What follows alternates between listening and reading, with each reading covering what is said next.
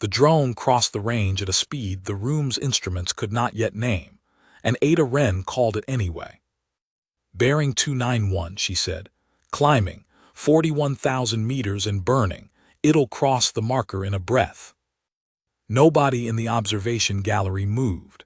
The Ilmari techs stood over their consoles with all four hands folded, waiting for the machines to catch up to the humans strapped into the cradle below them. The console tone came half a second late, a soft chime, and a red vector bloomed on the master plate exactly where she had put it with her voice. "Confirmed," said the tech at the plate, and there was something in the way he said it that was not quite comfort. Ada did not look at the plate. She had not looked at a plate since the third week. The cradle held her head in a padded collar, and the wide curved window of the range chamber filled her whole field like a held breath, and out there, 30 kilometers off across the pale salt flat, a black speck was writing a white line up the sky faster than sound could follow it. To the men behind her it was a smear the sensors had to reconstruct. To her, it was a machine. She could see the seams in its hull. She could see the little scorch where its thruster had lit unevenly on launch. She could see it yaw a degree and correct. 2 seconds to marker, she said. The drone hit the marker gate. The palisade guns on the ridge did not fire. This was a tracking run. No live rounds. Only the long throats of the barrels swiveling to follow her call. But they swung with her voice as if the voice were the trigger, and they held the drone dead in their notional line all the way across the flat, until it burned out its fuel and tumbled and fell in a long, slow ruin to the salt. The chamber was quiet after. The kind of quiet a room makes when it has just watched something it does not understand and has decided, for now, to file it under success. "Run 40 complete," said the tech. "Miss distance nominal. Negative miss distance. Predicted intercept was inside the round's own error." Behind the gallery glass, a taller shape stirred. Ada could see him in the window's faint reflection, layered over the sky. Ord Talion, chief of the augmentation ward, the surgeon who had rebuilt her eyes. He was long and pale violet and narrow through the chest the way all the Ilmari were, 4 arms held close, and he wore the gray overrobe of the guild with the small silver clasp that meant he had never once, in a career spanning what she guessed was 2 human lifetimes, lost a patient on the table. He was proud of that clasp. He touched it when he was thinking. He was touching it now. "Bring her up," he said, slowly. "Her pressures are high." The cradle tilted, and the collar eased off her skull, and for a moment the world doubled and swam the way it always did on the climb back, the sky trying to be 2 skies, the salt flat sliding across itself. And then her eyes did the thing they had learned to do, the thing that no eyes she had been born with could have done, and the 2 skies snapped together into one impossibly sharp plate of light. She could count the dust devils on the flat. She could see the fallen drone 30 kilometers away, a black bug on its back, one fin still turning in the wind. A tech unclipped her wrists. Another set a cup of the gray protein broth on the little shelf by her hand, because the guild had learned early that the human ate constantly and worked poorly when she did not. She picked up the cup. She did not drink it yet. She was watching the fallen drone, and the thing she had seen at the top of the run was still sitting behind her eyes like a splinter. "You're quiet," Ord Talion said. He had come down the short stair and stood at the rail above her, looking down with the flat, courteous curiosity he brought to everything. 40 runs, not one outside the round's error. The Ascendancy's engineers spent 9 years and a great deal of the Ascendancy's patience trying to build a sensor that could resolve a hypersonic body at that range and hand a firing solution to the guns in time to matter. They failed. We took a debt-bonded dockyard spotter from a rimward colony and gave her a new set of eyes, and here we are. He tilted his head. It was the Ilmari gesture for a smile. "You should be pleased. You are the most valuable object on this installation." "That drone," Ada said, "the last one run 40. "What of it?" "It wasn't a drone." The courtesy did not leave his face, but it stopped moving. "Explain." She turned the cup in her hands. Under the collar her pulse had been 90. She could feel it dropping now, deliberate, the way the training officer on the freighter had taught her a lifetime ago. You don't calm down, you slow down, and the calm comes after. Your drones are hollow, she said. I can see through the intake vents when they roll. Empty frames, ballast, a fuel core. That one had mass in the middle. Warm mass. It shifted when the frame yawed like it wasn't bolted down, like it was trying to hold on. For a moment nobody spoke. Then the tech at the plate laughed, a short, wet clicking sound, the Ilmari laugh. The core runs hot. She saw the core.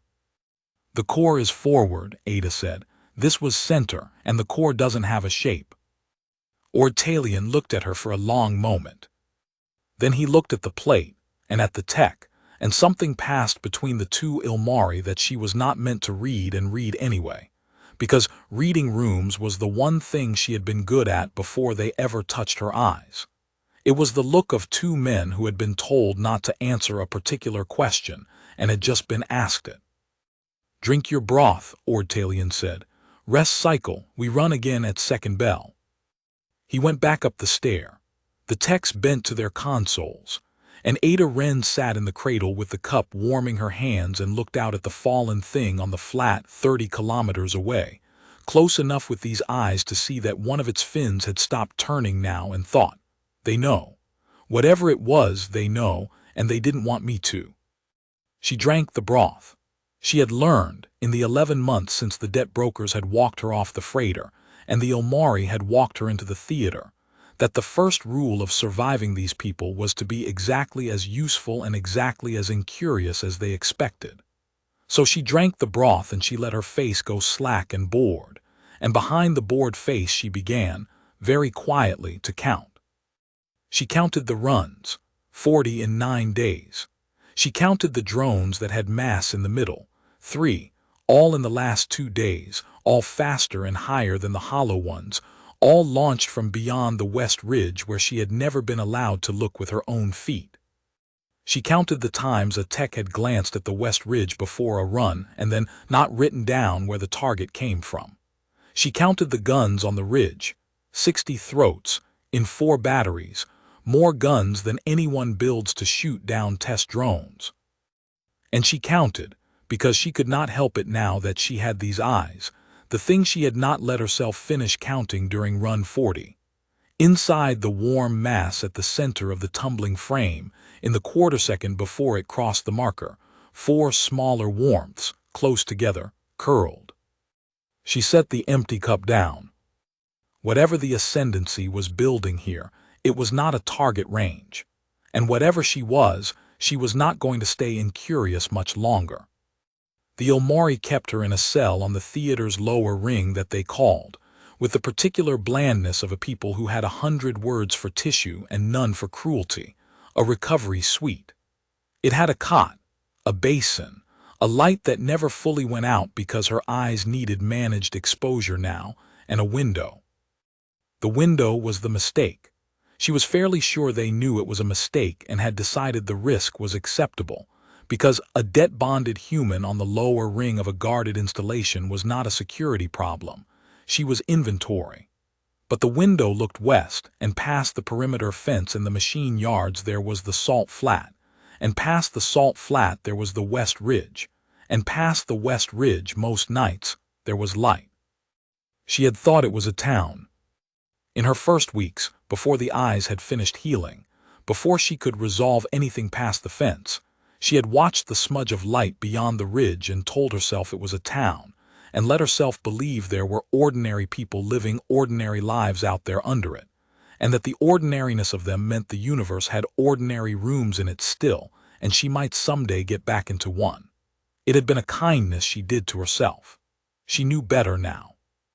She stood at the window with her forehead, not quite touching the cold plex, and let her eyes do the thing. The light beyond the ridge resolved. It was not a town. It was a wall, a long, banked earthwork wall, machine-cut with lamp towers spaced along its top, and the towers pointed their lamps inward, down at whatever the wall enclosed, the way you light a pen and not a home. Inside the wall, packed against it, there were structures, not houses, sheds, Long, low sheds in rows, and between the rows there was movement, and even at this range, even for these eyes, the movement was too far and too dim to be faces. But it was people, thousands of them. A settlement of thousands, walled, lamplit from above, on the far side of a salt flat that the ascendancy had ringed with 60-gun barrels, and a human who could see faster than sound. And rising from behind the wall as she watched, a light. It went up slow at first, a hot orange bloom lifting off some launch cradle she couldn't see, and then it caught its second stage and leapt, and the leap took it from a crawl to a scream in the space of a heartbeat, up and west and away from the guns, and she tracked it without meaning to, her eyes locking and smoothing the way they had learned, and she saw it clearly for one whole second at the top of its climb. It was a pod. A crude, blunt, hand-welded ascent pod, the kind you build when you have a foundry in desperation and no proper yards. Its hull was patched, its thruster burned ragged. And through the small round port in its side, lit from within by the glow of its own straining core, she saw a shape pressed to the glass, looking back down at the world it was leaving, and the shape had a face, and the face was small, and it was a child's. The pod cleared the ridge line. It climbed past the marker gate the ascendancy had built on the flat. It kept climbing, west and up, toward orbit, toward whatever ship or hope was waiting up there in the dark, and no gun on the ridge swiveled to follow it, because it was the middle of the night and the human who aimed the guns was asleep in her cell. Ada Wren stood at the window and watched the pod until her eyes lost it in the glare of the rising second moon. And she understood, completely and coldly, three things at once. The drones with warm mass in the middle were not drones. The range was not a range, it was a firing line. And in 9 days, when they were satisfied that the human's eyes could track a hand-welded pod climbing out of a walled pen full of thousands of people, they were going to stop launching drones for her to practice on, and they were going to ask her to call the real ones. She sat down on the cot. She did not shake. Shaking was a thing the body did to shed fear it had nowhere to put, and she had learned to put it somewhere. She sat very still in the never quite dark, and she thought about the child's face in the port, and she began, again, to count. Not runs this time. She counted what she had. She had 2 eyes that could see faster than the ascendancy's best machines. She had a voice the guns obeyed. She had 11 months of the Ilmari believing she was inventory. And she had the one thing they had built into her without meaning to, the thing they were about to discover they could not switch off. She could see exactly what they were doing. It was not much. It was, she decided, enough to start. Second bell came gray. An Ilmari she had not seen before was waiting at the theater door, young, she thought, though she was still learning to read their ages. The violet of the skin was paler at the throat, and the fourth arm, the small ventral one the guild used for fine work, still had the faint translucence of an adult not fully set. The overrobe was a residence, plain, no clasp. "You are Wren," the young one said, "not a question. I am Sailnire. I will be monitoring your ocular pressures during today's series. Ord Talion is with the client." "The client," Ada said, walking where the resident's gesture pointed, letting her voice stay flat and tired. "The ascendancy." The overseer arrived on the dawn shuttle. Sailnire's tone was carefully neutral, the neutral of someone who has practiced neutral. "You will meet him today. He wishes to observe the asset before authorizing the next phase." "The asset," she filed the word away with the others. "What's the next phase?" "That is not mine to say." "But you know." The resident's fourth arm twitched, a small tell, she thought.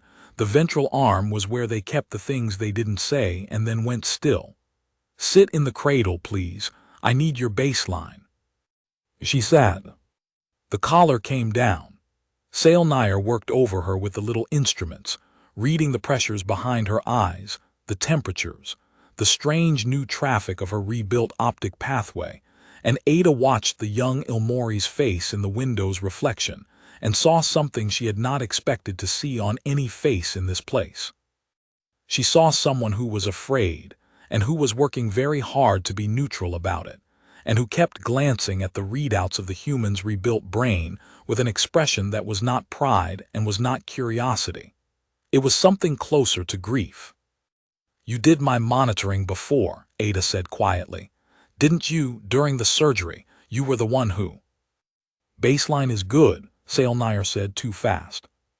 "Hold still. You were the one who kept saying my numbers were wrong. I remember your voice. I was under, but I remember. You kept saying it isn't taking the way it takes in them, it's taking too well, we have to stop." The resident went very still. Above and behind them the gallery was empty. The techs had not yet come up. For a moment it was just the two of them in the gray light, the human in the cradle and the young surgeon with the frightened neutral face. "In 9 years of the program," Sailnire said, so low it was almost not sound, "we have augmented 41 subjects. Vel, Thren, Saik, 4 of the Dravith's own volunteers, a dozen contract bonded from 6 species. The lattice is elegant. The lattice works. It resolves hypersonic bodies. It hands a solution to the guns, exactly as designed. And in 41 subjects the lattice burned out the host inside 40 days. The visual cortex cannot carry that much traffic. They go blind. Then they lose the parts of the mind that sit near the seeing parts, memory first, then speech, then the parts that keep breathing regular. We buried 39. 2 are still alive and neither of them is anyone anymore." Ada held very still under the collar. "And then," the resident went on, "the guild's broker brought us a human. From a world the survey rates as Threshold 9, a redline biosphere, a place the survey teams are not permitted to land on without a fleet. We did not want a human. Humans are structurally unsuitable," the file said. "Too much metabolic cost, too much repair capacity, unstable emotional regulation. But the broker's price was low and Ordtalion wanted 1 more subject before the client canceled the program, and so we put the lattice into you." Sailnire's 4 hands had gone still. "You should be dead. By every projection in 9 years of data, you should have gone blind in the first week and been dead by the 5th. Instead, your cortex simply—" The resident made a helpless gesture, all 4 arms opening. "It grew to meet the traffic. It built new pathways in days. It is carrying a load that killed 39 other minds, and it is not straining, it is optimizing. Your numbers do not get worse each morning. They get better. You are the only subject in the history of this program that the lattice did not consume. And do you understand what that means to them?" "It means I work," Ada said. "It means you are the weapon they have been trying to build for 9 years. Sailnire finally looked at her directly, and the grief was open on the young face now, unhidden. "And a weapon that does not die is a weapon you can deploy." The gallery door opened above them. Techs filed in, and a moment later, framed in the doorway with the dawn light hard behind him, came the client. Overseer Reen Cald of the Dravith Ascendancy was the first of his kind Ada had seen in the flesh, and her rebuilt eyes took him in with a clarity she would have paid to be spared. He was armored in something segmented and matte, gunmetal over a carapace she could see the edge of at the joints banded, hard, the color of old iron. His head was low and wide and eyeless in the way she understood things to be eyeless, until he turned toward the window and the light caught the 2 horizontal slits above the mouth and they lit from within a flat sulfur yellow, and she realized those were the eyes and that they were pointed at her. "This is the asset," he said. His voice came out of a translator grill at his collar, level and toneless. "The one that sees." Overseer Ordtalion had come in behind him, small and pale beside the armored bulk. "As I reported. 40 consecutive tracking runs, every solution inside the round's error, at ranges and closing speeds your own instruments cannot resolve. The human is stable, more than stable. She is improving." The yellow slits held on Ada. She looked back at them with her bored, tired, inventory face, and she made herself breathe slow, and she did not let them see that she had counted his guns and read his firing line, and watched a child's face rise past his marker gate in the night. "Improving," the overseer said. Good. Then we will stop wasting fuel on decoys. The slits shifted to Ordtalion. The Aneth relocation begins in 6 days. The settlement has refused the final resettlement order. Our estimates put 19,000 of them still inside the wall, and our intelligence confirms they have built ascent craft, crude but functional, enough to loft a significant fraction of the population to the rimward transports if we permit it. We will not permit it. The palisade will interdict every craft that leaves that wall. And your asset, the yellow eyes came back to Ada, unhurried, certain, will tell my guns where they are. The chamber was very quiet. 6 days, Ordtalion said. That is. 6 days, said the overseer. Calibrate her against live ascent profiles.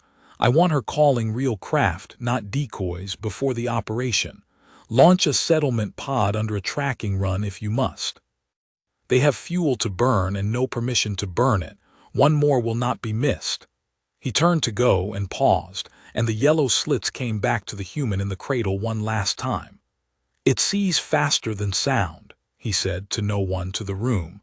9 years, and the thing that finally works is a redline animal we bought at auction. Keep it fed. He left. The light in the doorway went ordinary again. And Ada Wren sat in the cradle with the collar cold against her skull, and understood that the clock she had started counting the night before had just been given a number. 6 days. In 6 days they were going to plug her voice into 60 gun barrels and point them at 19,000 people trying to climb out of a pen. And every projection in 9 years of Ilmari data said the human would do it, because the human was inventory, and inventory does what it is told. She looked at the fallen drone on the flat 30 kilometers away, its dead fin, its warm mass gone cold. 6 days, she thought, all right. She had counted what she had. Now she would start counting what they had and where it was weak, and she would do it the way she did everything now, slowly and completely, and without once letting the bored, tired face slip. Because the one thing 41 subjects worth of data had not taught the Ilmari, the one variable no projection in the file could hold, was sitting right in front of them wearing the face of a thing that does what it's told. They had built a weapon that could see anything. They had not asked themselves whether it would look away. They launched a real one on the 2nd day. Ada knew it was real before Sale Nayer's careful neutral voice told her, because she had learned to tell the Ilmari decoys by the way they flew, machine clean, no waste, every gram of thrust accounted for, and the thing that came off the West Ridge an hour after first bell did not fly like a machine. It flew like something that had been welded by frightened hands and packed too heavy and lit off its cradle a half-second before it was ready. It wallowed. It overcorrected. It climbed anyway, screaming, because the people who built it had no fuel to spare for elegance. Tracking run, said the tech at the plate. Target is a settlement ascent craft live, overseer's authorization. Asset will provide continuous solution. Guns are cold. Repeat, guns are cold, this is tracking only. The collar tightened. The window filled. And Ada's rebuilt eyes locked onto the wallowing pod at 40 kilometers and smoothed its shutter into a clean, bright line, and she saw it the way she saw everything now, which was too well. She saw the patchweld running down its flank where 2 hull sections had been mated by someone who did not have the right rod for the job. She saw the exhaust bloom orange and dirty, unburned fuel, a core running rich because the pilot was pushing it past its rating to get above the guns faster. She saw the round port in the side. She saw through the port lit by the core glow the packed dark shapes of the people inside, more than the pod was rated to carry pressed together, and she made herself not count them, and then she counted them, because her eyes did the counting whether she permitted it or not. 11. 11 people in an ascent craft built for 6, climbing out of a walled pen on a half-second of nerve. Solution, said the tech. Bearing 274, Ada said. Her voice came out flat and level and exactly on time. Climbing through 30,000, closing on the marker, Vector is clean, she's not maneuvering, she can't, she's too heavy. She gave them the solution. She gave them all of it, bearing and range and rate, clean and continuous, the way she had given them 40 solutions on 40 drones, because the guns were cold and this was a tracking run, and if she faltered now, on a run where nothing was at stake, they would know that something in the inventory had changed, and they would look closer, and looking closer was the one thing she could not afford. So she tracked the 11 people up the sky in a voice with no temperature in it at all, and the palisade barrels swung on the ridge and held them, held the whole climbing pod dead in their notional line for 90 seconds until it crossed the marker and cleared the ceiling and burned up and over the ridge line toward the rimward dark, and lived this time because the guns were cold. Run complete, said the tech. Continuous solution held to the ceiling, no break in track. A pause, and then, with something that in an Omori passed for wonder, she held a live wallowing craft cleaner than she held the decoys. Of course she did, said Ortalian from the gallery. He had watched the whole run in silence. The decoys fly true. This one shuddered and she read the shudder. Log it, the overseer will want it in the readiness report. He came to the rail and looked down at her, and there was a question in the pale, narrow face that had not been there the day before, and she thought, careful now. You are very calm, Ren. You built me to be calm, she said. High pressures make the track drift. You told me that first week. So I did.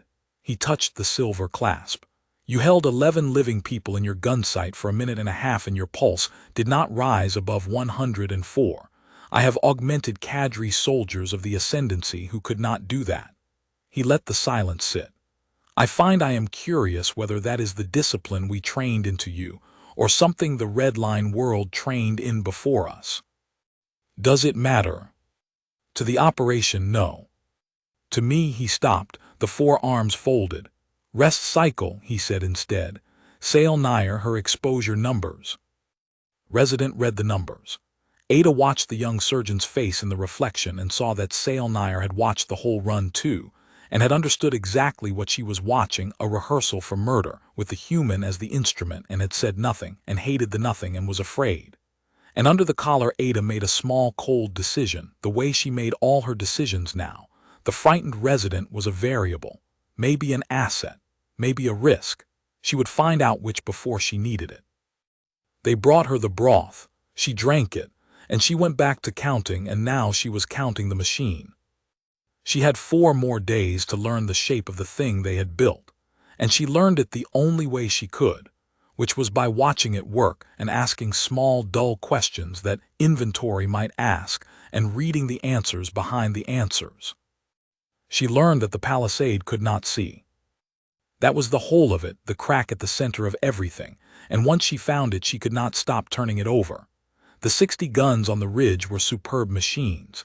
She had watched them track her voice for 9 days, swiveling those long throats with a speed and smoothness that no human gun crew could match. But they were blind. Their own sensors could paint a slow target, a shuttle on approach, a walker on the flat. They could not resolve a hypersonic body climbing through atmosphere at the ranges that mattered. The Ascendancy had spent 9 years and a program's worth of dead subjects on exactly this problem. How do you shoot down a thing moving faster than your instruments can report where it is? The answer they had finally bought at auction was her. The guns did not aim. She aimed. The guns were a hand, and she was the eye, and the hand could not close on anything the eye did not first find and name. The interlock, she said to Sail Nair on the 3rd day, dull, incurious, a bored asset making conversation while the resident read her pressures. Why do the guns wait for my call? They're faster than me. They are not faster than you. Sail Nair did not look up. They are blind past the near envelope. The fire control interlock will not release a round without a designated track. It is a safety. The Ascendancy learned, expensively, that guns firing blind at hypersonic clutter hit their own recovery craft, their own perimeter, once an entire supply column. So they hardwired it. No designation, no release. The gun cannot fire at what has not been named a target. Ada kept her face slack. So if the eye doesn't call it. The gun does not fire, yes. The resident finally looked up and the frightened neutral face was very still. Why do you ask? I'm bored, Ada said. There's nothing in this room but the guns and you. Sailnire held her gaze a moment longer than neutral required, and then bent back to the instruments, and did not ask again. But something had passed between them, and Ada let it sit unclaimed, because a thing you have not yet claimed cannot yet be taken from you. She learned the rest in pieces. She learned that the designation she fed the guns was not a simple word, that when she called a bearing and a rate, the lattice behind her eyes was doing the real work, painting a live track into the fire control plate, and that the guns slaved themselves to that track and only that track. She learned that she could hold more than one. On the fourth day they ran a saturation test, 3 decoys launched in a staggered climb, and she painted all 3 at once, her eyes flicking between them, her voice calling them in sequence, and the guns split their batteries and held all 3, and the techs made their wet clicking laughs of astonishment and wrote it in the report. 3 tracks. She filed that away with the rest. 3 tracks meant the eye could choose. The eye could hold this one and not that one. The eye could paint a track onto a thing that was not a settlement pod at all. She was not sure yet what she would do with that, but she was beginning to see the edges of it, the way she saw the edges of everything now, faster than the thought could follow. And on the 4th day, at the window in her cell, she watched the wall beyond the ridge and understood the last piece, the piece that turned the whole cold arithmetic over in her chest. The wall was launching more of them now. Every night 1 or 2 crude pods, lifting off the hidden cradle behind the earthwork, screaming up and west into the dark. The people of Aneth knew what was coming in 6 days, 5 now, 4, and they were not waiting for it. They were burning everything they had, every pod they could weld. Every night the guns stayed cold, throwing their children up the sky toward the rimward transports, one desperate hand-welded shell at a time. She counted them. 11 pods in 4 nights. Call it 130 people, if they were all as overpacked as the one she had tracked. 130 out of 19,000. And on the night the operation began, when the guns went hot and her voice went live, every pod that lifted off that cradle would climb straight into a firing line that could not see it, unless she told it where to look. She stood at the window a long time that night. The second moon came up. Another pod lifted, wallowed, caught, screamed away west and lived. She watched it until the moon's glare took it, and she thought about the child's face in the port on the first night, and she thought about Overseer Cald's yellow slits saying keep it fed, and she thought about 39 buried subjects and 2 who were no longer anyone, and about the resident's grief, and about the interlock. No designation, no release, and about 3 tracks held at once, and about the fact that in the entire 9-year history of this program, not one of the 41 minds that had carried the lattice had lived long enough to decide anything at all. She was the first. She was the only one who had lasted long enough to have a choice. She sat down on the cot and let the cold arithmetic finish itself, and when it was finished she found that she was not afraid, which surprised her a little and then did not. Fear was a thing the body did when it did not know what to do. She knew what to do. She had known, she realized, since the first night, since the child's face. The 4 days since had only been her mind catching up to a thing her eyes had already decided. She was not going to call the pods. That was the easy half, and it was not enough, and she knew it was not enough, because she had watched these people for 11 months, and she knew exactly what Overseer Cald would do when his blind guns stayed silent on the night of the operation. He would not shrug and let the pods go. He had built a second answer for exactly this failure, and she had seen it, and she had made herself not think about it until now. He had missiles. Not the guns were for the near envelope, for the swarm, for saturation, but racked behind the 4th battery on the ridge. Under tarp she had resolved from her cell window on the 2nd night and not let herself understand. There were long-bodied interceptors on rails. Standoff missiles with their own seekers, cruder than her eyes, blind at the ranges that mattered, but not blind up close. If the guns failed to interdict a pod in the near envelope, the interceptors would chase it into orbit and kill it there, in the dark, past the ceiling, where no augmented eye was needed because the pod would be slow and coasting and easy by then. So refusing to call the pods was not enough. If she simply went silent, the guns would stay cold and the pods would clear the near envelope. And then Cald would loose the interceptors, and the interceptors would climb after them into the dark and finish it. And the only thing her silence would have bought was the manner of the dying. Unless... She sat very still on the cot in the never quite dark, and she turned the interlock over one more time, and the last edge of the thing came clear, and it was so cold and so simple that she almost smiled. No designation, no release. The interlock did not care what she designated. It only cared that she designated something, that a live track sat in the fire control plate for the guns and the interceptors to slave to. The machine did not know a pod from a missile. It knew a track from no track. She was the one who decided what wore the track. The interceptors, when Cald loosed them, would climb the same sky as the pods. Faster, hotter, blind at range, needing the eye to hand them their targets in the near envelope where the guns lived. And the eye, the only eye on this installation that could resolve a hypersonic body and paint it into the plate, was going to be sitting right there in the cradle when they lit. She was not going to call the pods. She was going to call the missiles. She lay back on the cot and closed her rebuilt eyes, which never fully went dark now, and behind them she saw the whole thing unfold the way she saw everything, faster than sound, cleaner than the machines. The guns swinging to the tracks she gave them, the tracks she chose, the long throats coming around not to the climbing pods but to the interceptors climbing after them, 60 barrels and a battery of missiles all slaved obediently to the eye, and the eye holding the pods safe in the one place the whole apparatus could not touch them, the place where it was not looking, because she had not told it to look there. They had built a weapon that could not fire at anything she did not name. They had made her the one who names. 4 days, she thought, then 3. She would need the resident. She would need to be sure of the interceptor racks.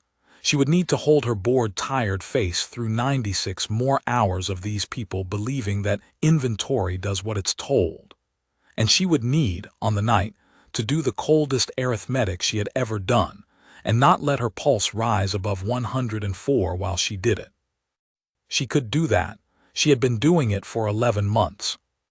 She slept a little and did not dream, because the eyes did not permit dreaming anymore, and in the morning she got up and drank the broth and wore the face and began the last of the counting. On the 5th day before the operation, 3 days left now, Ord Talion did a thing the Ilmari did not do, which was change his mind out loud. He came down to the theater floor alone, before first bell, before the techs, and found her already in the cradle where Sail Nair was reading her waking pressures, and he waved the resident back with one of the upper arms and stood over the human for a while in silence. "I have written the readiness report," he said at last. "It goes to the overseer at second bell. It will say the asset is fit for operational deployment. It is a true report. You are fit." He touched the clasp.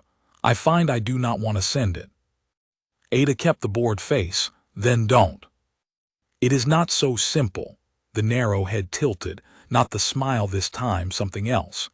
"Do you know what I was before I was a surgeon, Wren? I was a repairer of children. On my world the birth calls do not always part cleanly, and the young come out with the seeing parts fused, and I spent 40 years unfusing them. Small hands are required." He flexed the ventral arm, the fine one. "I was good. I gave sight to 1,100 of my people's young.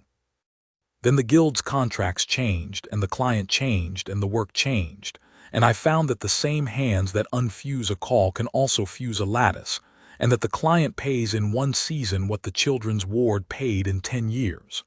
He was quiet a moment.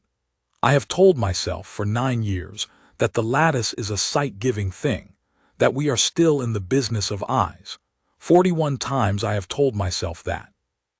And I'm the 42nd, Ada said. You are the first who lived. He looked at her, and the pale, flat face was doing something she had not seen it do. The others, I could tell myself, were failed procedures. A surgeon loses patience. The loss is the surgeon's grief and the surgeon's alone. The world does not have to know what the eyes were for. But you did not fail. You are going to stand up from this cradle in 3 days, and you are going to work perfectly, and 19,000 people are going to learn what these eyes are for. And I will have given the sight, and the client will have aimed it, and I do not know any more which of us is the surgeon and which of us is the knife. The theater was very quiet. Somewhere on the ridge a gun mount cycled, a low mechanical groan carried on the dawn air. You could stop it, Ada said, carefully, testing the edge. You built the lattice. You know it better than the overseer's engineers do. You could write a different report. I could write that the asset is unfit. Ortalian's arms folded. And the overseer would bring his own physician on the next shuttle to examine you, and his physician would find you very fit indeed, and then the overseer would have 2 reports and 1 liar, and the liar would be a guild surgeon on a Dravith installation with no fleet at his back, and a debt to the guild that the client holds the paper on. The head tilted, bitter now. The ascendancy does not employ us because they trust us, Wren. They employ us because they own us. I am inventory too, a more expensive grade. She looked at him for a long moment. She had spent 11 months reading this man as the wall she had to get past, and she was surprised, faintly and without warmth, to find that there was something on the other side of the wall after all, not an ally. She was not fool enough to think ally, but a fracture. A thing under load near its limit. She filed it. Send the report, she said. The narrow head came up. What? Send the true report. Say I'm fit.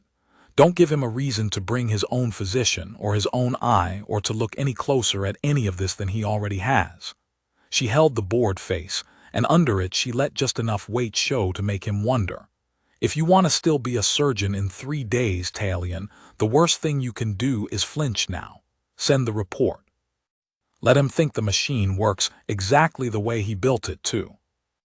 Talion stared at her, and she watched the thought move behind the pale, flat face, watched him hear the thing she had not said, it works exactly the way he built it unless, and watched him decide, the way careful, frightened people decide, not to ask what she meant, because not asking was a thing he could survive and the answer might not be. He touched the clasp one more time.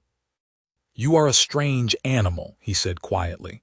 I have read 41 files. None of them were calm at the end. They wept or they raged or they went blank. You give me firing solutions on children in a voice that does not move, and then you tell me how to protect my own hide. What is under that, Wren? What did the redline world put in you that the file does not have a word for? Nothing you'd have a word for, Ada said. Send the report. He sent the report. That night the interceptor racks came off their tarps. She watched from the cell window while the Dravith ground crews prepped the 4th battery, small armored shapes moving among the long-bodied missiles under work clamps, mating umbilicals, cycling the rails. She counted the missiles. 24 on the rails, another rank behind in the ready magazine, call it 40 in all. She watched a crew run a rail through its full traverse, the missile nosing up and around, and she read the seeker head on the nose of it, the cluster of little apertures under a blast cover, and she understood the seeker the way she understood everything now. Crude, short-legged, blind past the near envelope, exactly as she had guessed. The interceptor could not find a pod at range. It needed to be handed a target close in, needed the eye to paint the track and hold it while the missile climbed into the near envelope, and its own seeker took over for the last stretch.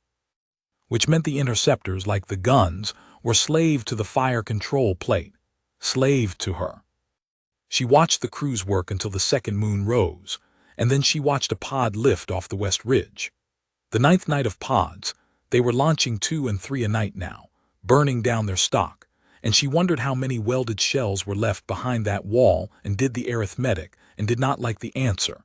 And she watched the pod climb and wallow and scream and clear the ceiling and live. And she thought about 40 interceptors on the rails and one eye in a cradle. And she did the coldest part of the arithmetic, the part she had been circling for 2 days. She could paint the interceptors. She could hold the guns off the pods and slave the whole apparatus onto the missiles instead. She was nearly certain she could. But nearly was a word for people who did not have to be right the first time and every time. And she was going to have to be right the first time and every time, in the dark, with the overseer standing over her and 19,000 climbing tracks and 40 interceptors lighting off in salvo. If she painted a track wrong, if she named a pod when she meant a missile, if her voice caught, if her pulse climbed past the place where the track drifted, the guns would obey her mistake, and her mistake would kill the exact people she was spending everything to save, and it would be her voice that did it. She would need to be faster than the missiles. She was faster than the missiles. The eyes were faster than anything the ascendancy could loft. But faster than the missiles was not the same as faster than her own fear, and she had never done this at the scale it was about to happen, with the whole sky full of fire. So on the 9th night she began to practice. Not with her voice would give her away. She practiced with her eyes and her stillness. She sat at the cell window in the never quite dark and she tracked. She tracked the pods when they lifted. She tracked the work lamps, the crews, a night bird crossing the flat, the fall of a dropped tool, the guns cycling on the ridge. She tracked 2 things at once, then 3, then 4, holding each one clean and separate in the lattice behind her eyes while she named it silently. This is a pod, this is a missile, this is a bird, this is nothing, until the naming was faster than the thought and the thought was faster than the fear and the fear had nowhere left to stand. She did it until the second moon set. She did it the next night and the next. And she did it, though she did not admit to herself at first that this was why, so that when the sky finally filled with fire she would already know the difference between a thing she must not touch and a thing she must, at a speed no fear could interrupt, because the difference between those 2 things was going to be 19,000 people, and it was going to come down to her eyes, and her eyes were the one part of her the ascendancy had made better than they knew. Sale Nair found her practicing on the 2nd night of it. The resident came to the cell at the change of the watch to run a scheduled exposure reading. The guild worried, endlessly, about the human overloading her rebuilt pathways in the unmanaged dark, and found the human sitting bolt upright at the window with her eyes locked on the ridge and her lips moving, silent, naming things. Your exposure is far over limit. Sale Nair's voice was low and tight. You are supposed to be in the managed light. What are you doing? Watching the pods, Ada said. She did not stop tracking.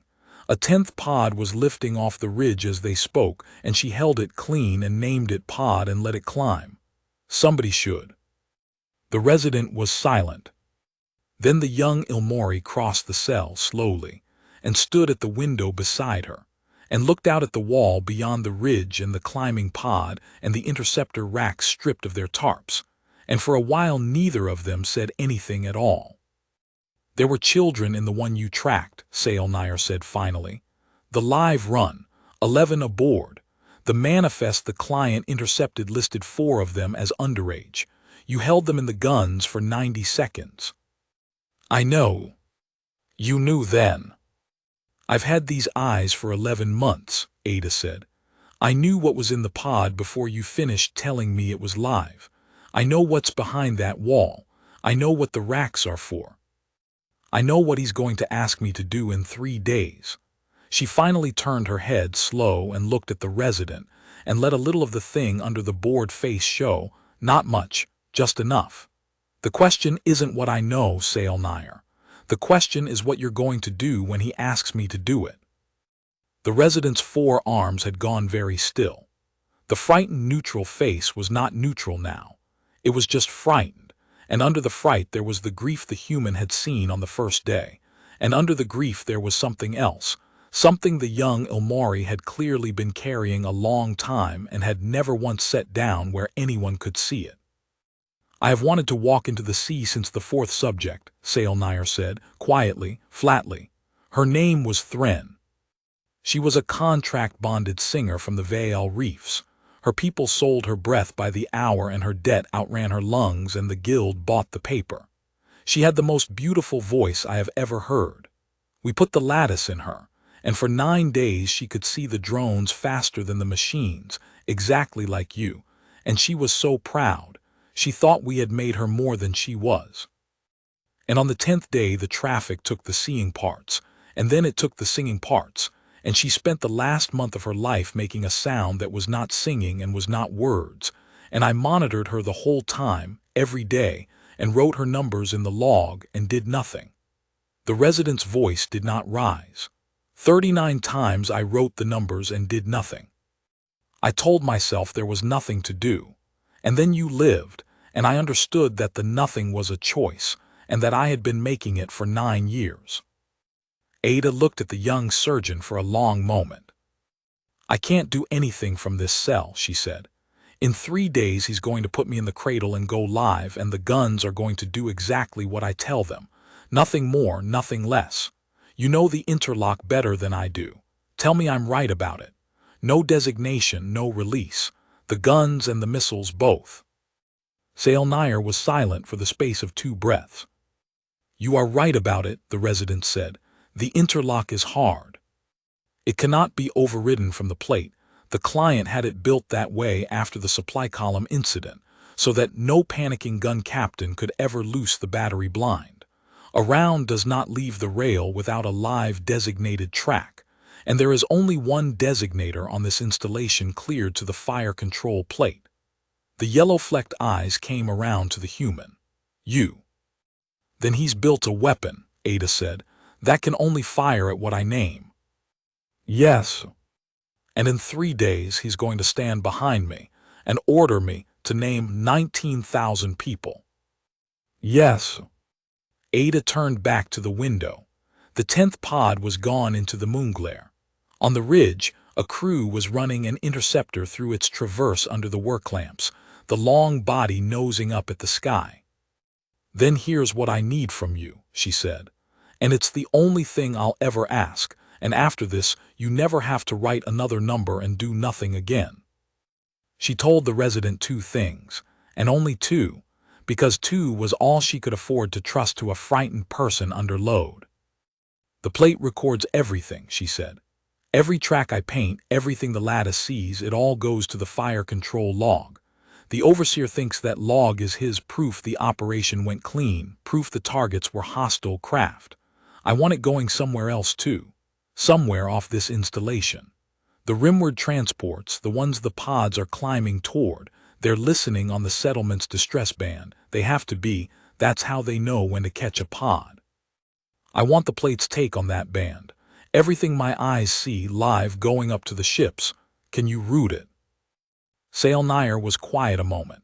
"The plate is Dravith secured, but the guild's medical telemetry runs on the same trunk. I monitor your pressures from the ward off installation.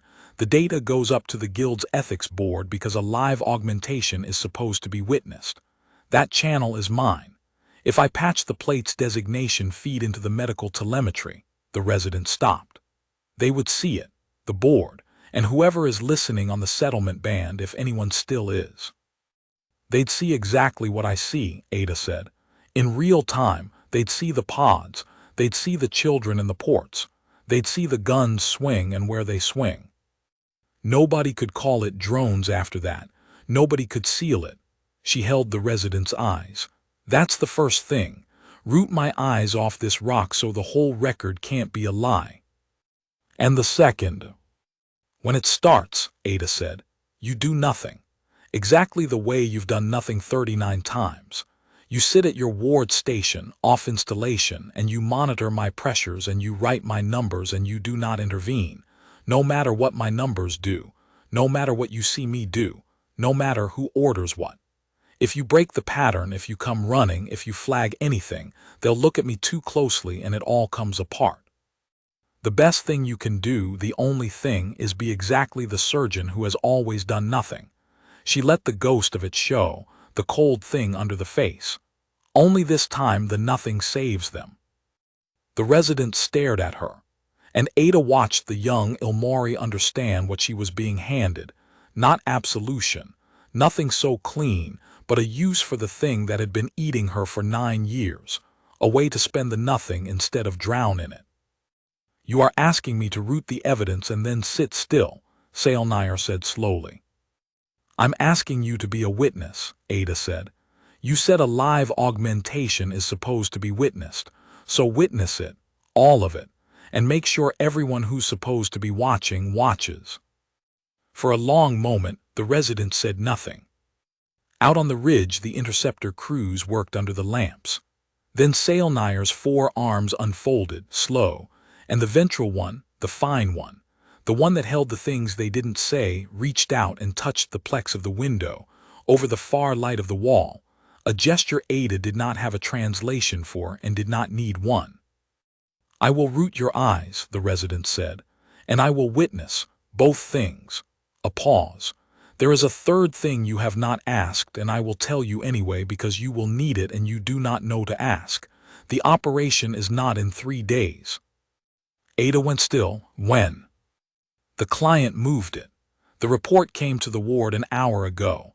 Ord Talion has not told you because he is deciding whether to. Aneth is launching faster than the estimate 9 pods in the last 2 nights.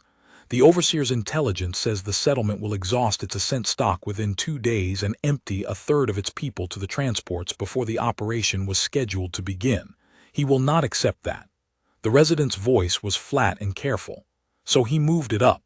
The palisade goes hot at the next dark. The guns go live tomorrow night, Ren. Not in 3 days, tomorrow." The cell was very quiet.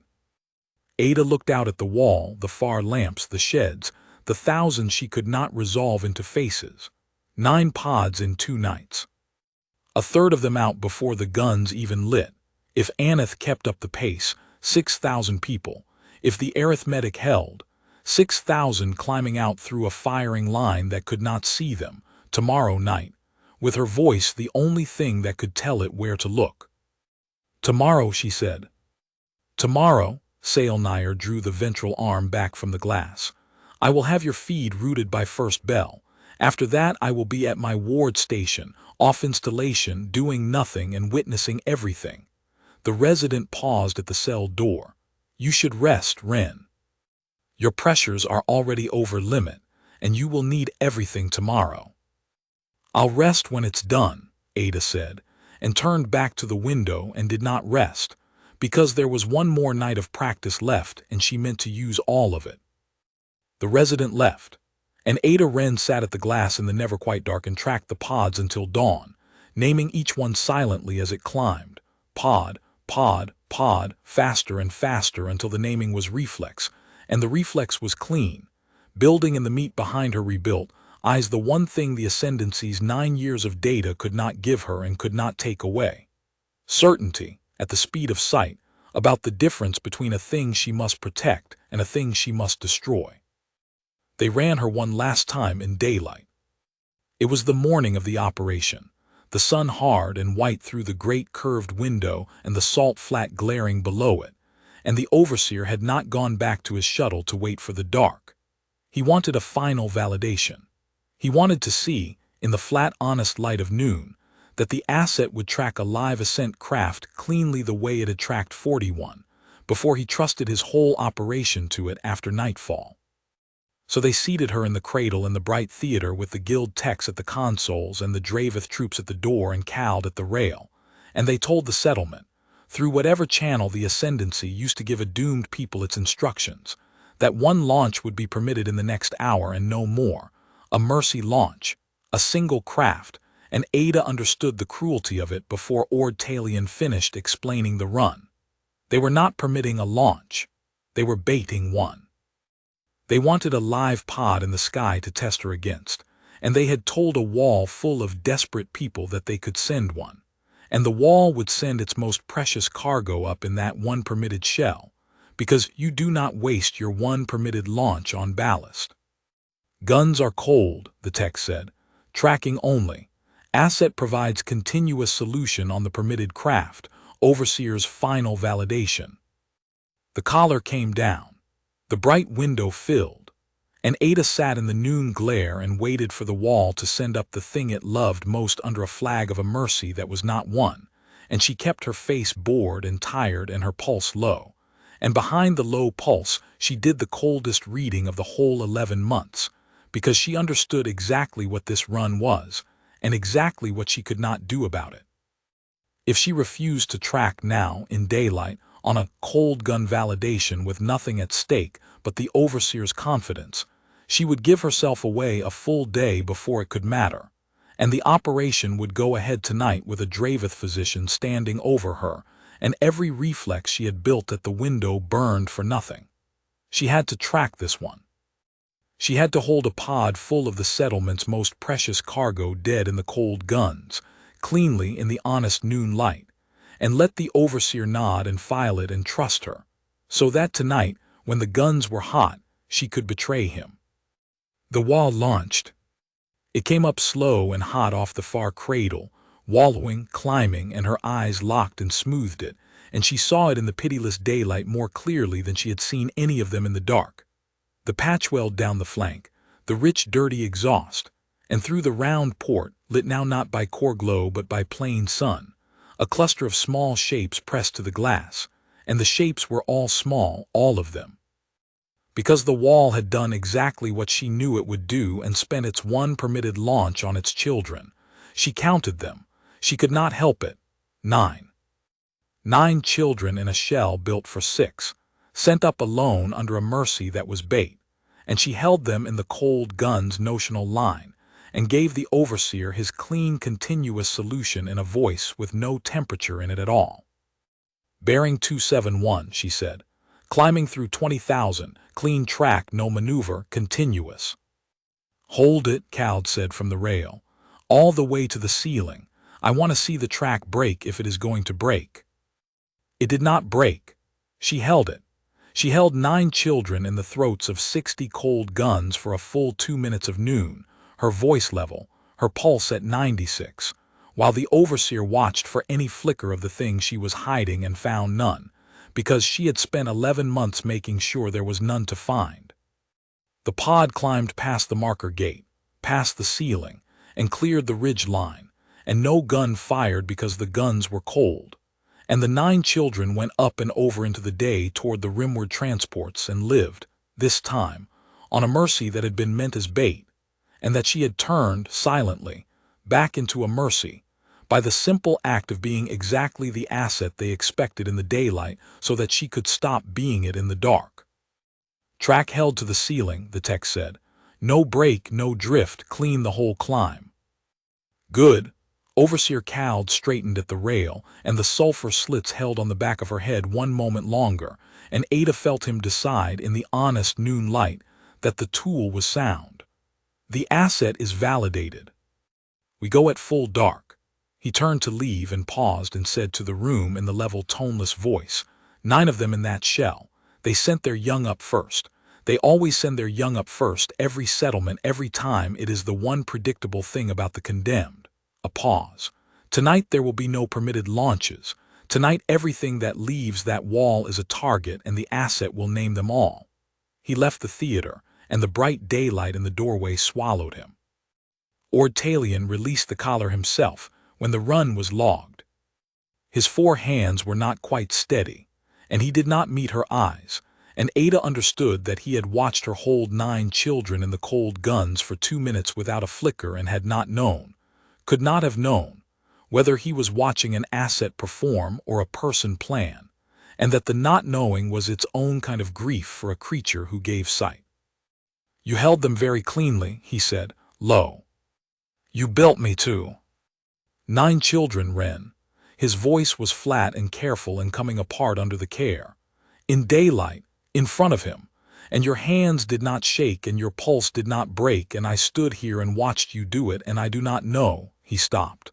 The clasp caught the noon light. I do not know whether what I built is the coldest thing I have ever made, or the warmest, and I do not think I will know until tonight. Send me back to the cell, Ada said. Let me rest before the dark, you'll know tonight. He sent her back to the cell, and she rested, a little in the bright afternoon, because the eyes still would not let her dream and there was nothing left to plan. And when the light in the window went from noon-white to the long gold of late day, she got up and drank the last of the broth and waited, bored and tired and cold and entirely ready, for the dark that was coming and the things she was going to do inside it. They came for her at dusk. Not Saelnir, two of the Dravith's own troops, armored in the same matte gunmetal as the overseer but lighter, faster, with the low, wide heads and the sulfur slits, and they did not touch her. They simply stood in the cell door and one of them said through its collar grill, "The asset will come. The operation begins at full dark." And she rose from the cot and drank the last of the broth they had left her and walked between them out of the cell and up the ring toward the theater. And she wore the bored, tired inventory face the whole way, and behind it she was as cold and as clear as she had ever been in her life. The theater had changed. The consoles were manned by Dravith technicians now, not Ilmari. The client had taken the plate for the operation, and the guild techs stood back against the walls, unneeded, watching.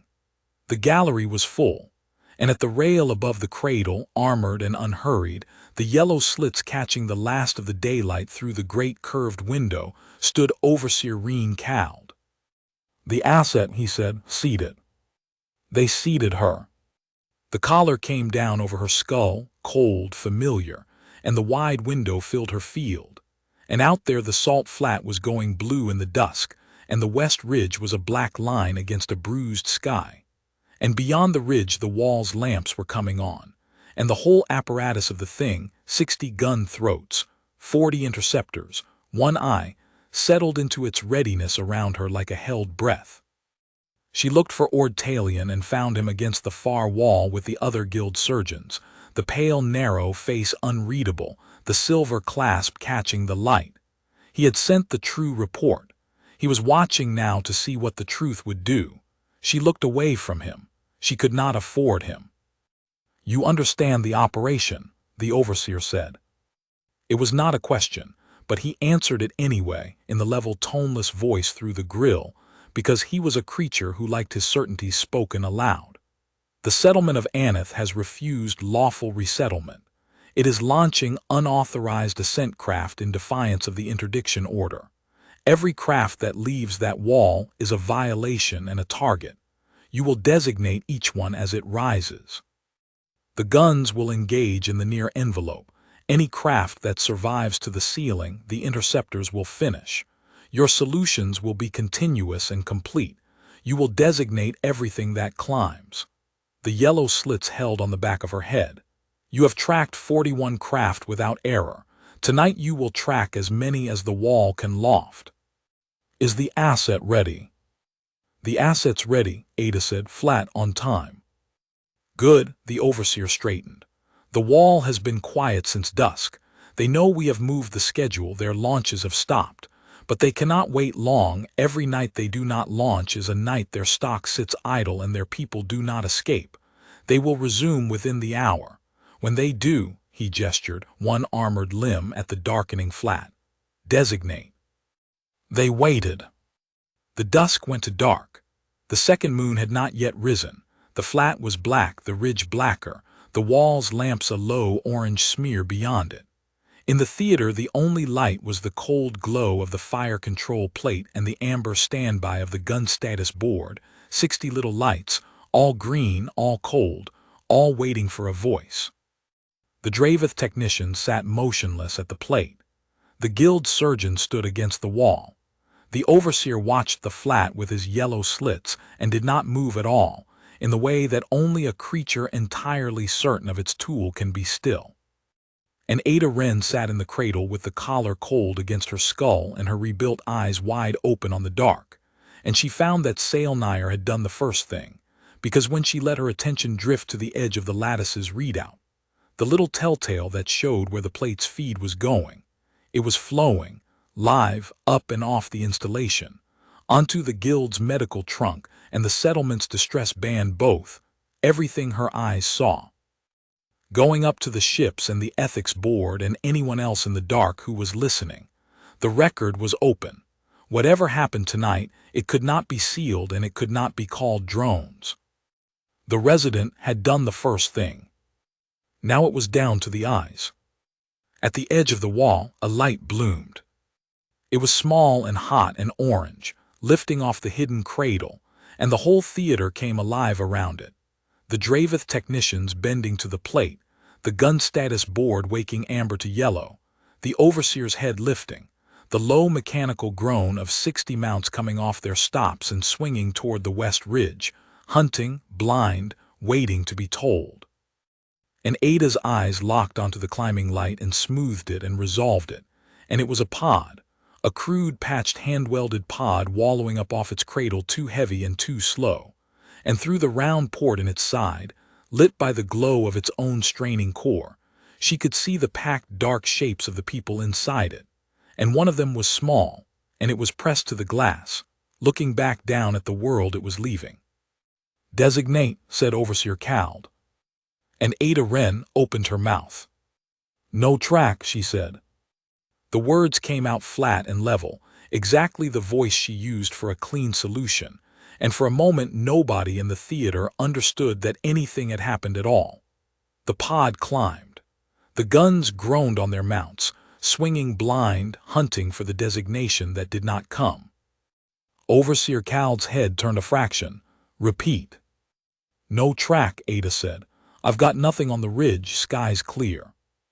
The pod was through 30,000 meters now, wallowing, climbing, its dirty exhaust a smear against the dark, and she held it in her eyes the whole way and did not put one line of it into the plate.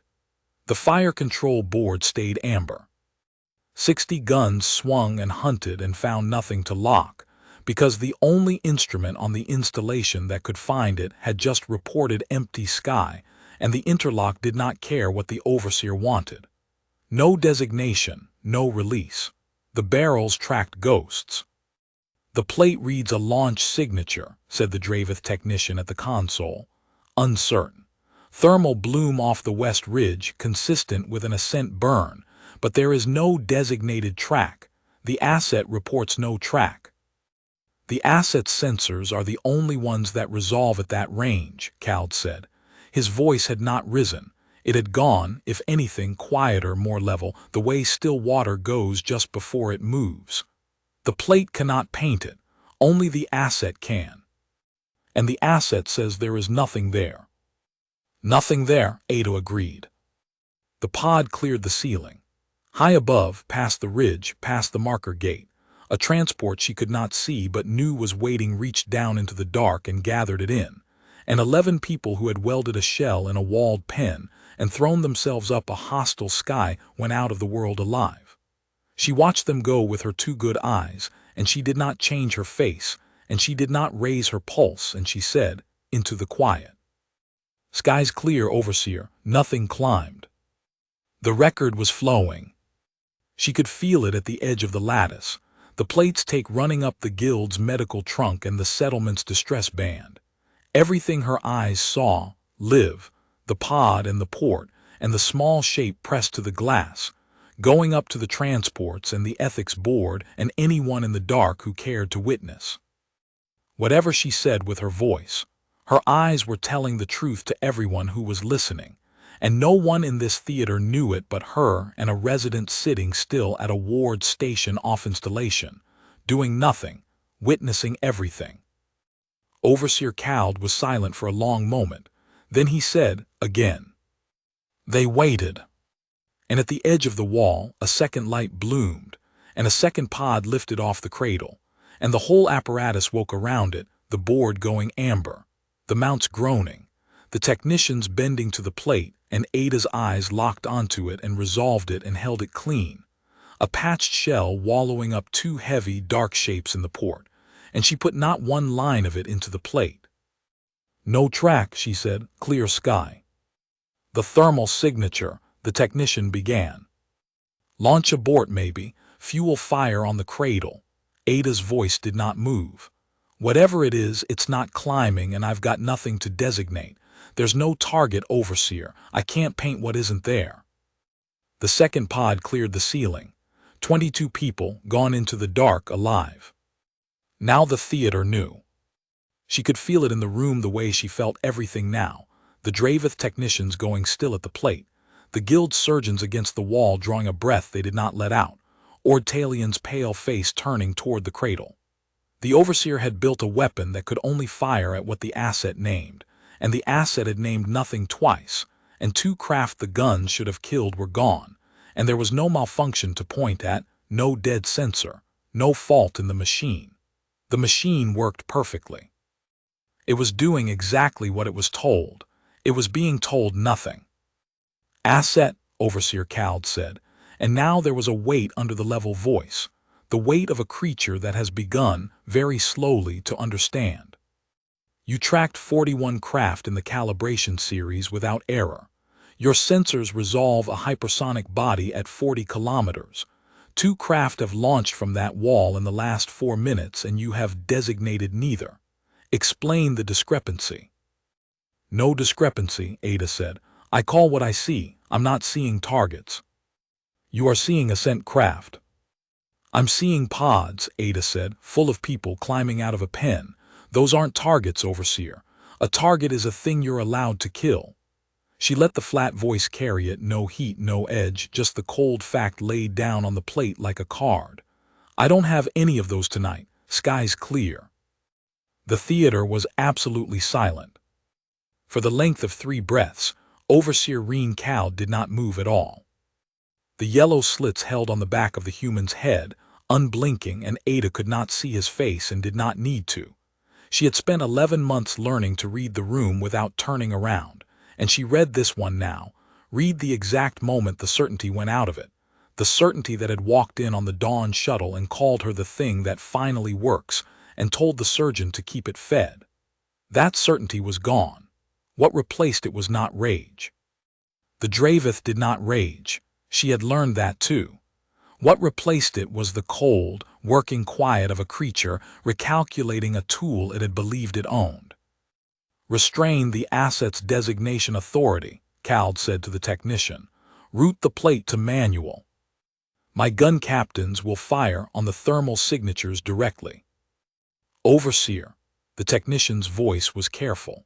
The interlock will not release a round without a designated track from a cleared sensor. The manual override was removed after the Senate column. There is no path to fire the guns without the asset. The asset is the only cleared designator on the plate. Then clear another. There is no other. The lattice cannot be operated by our physiology.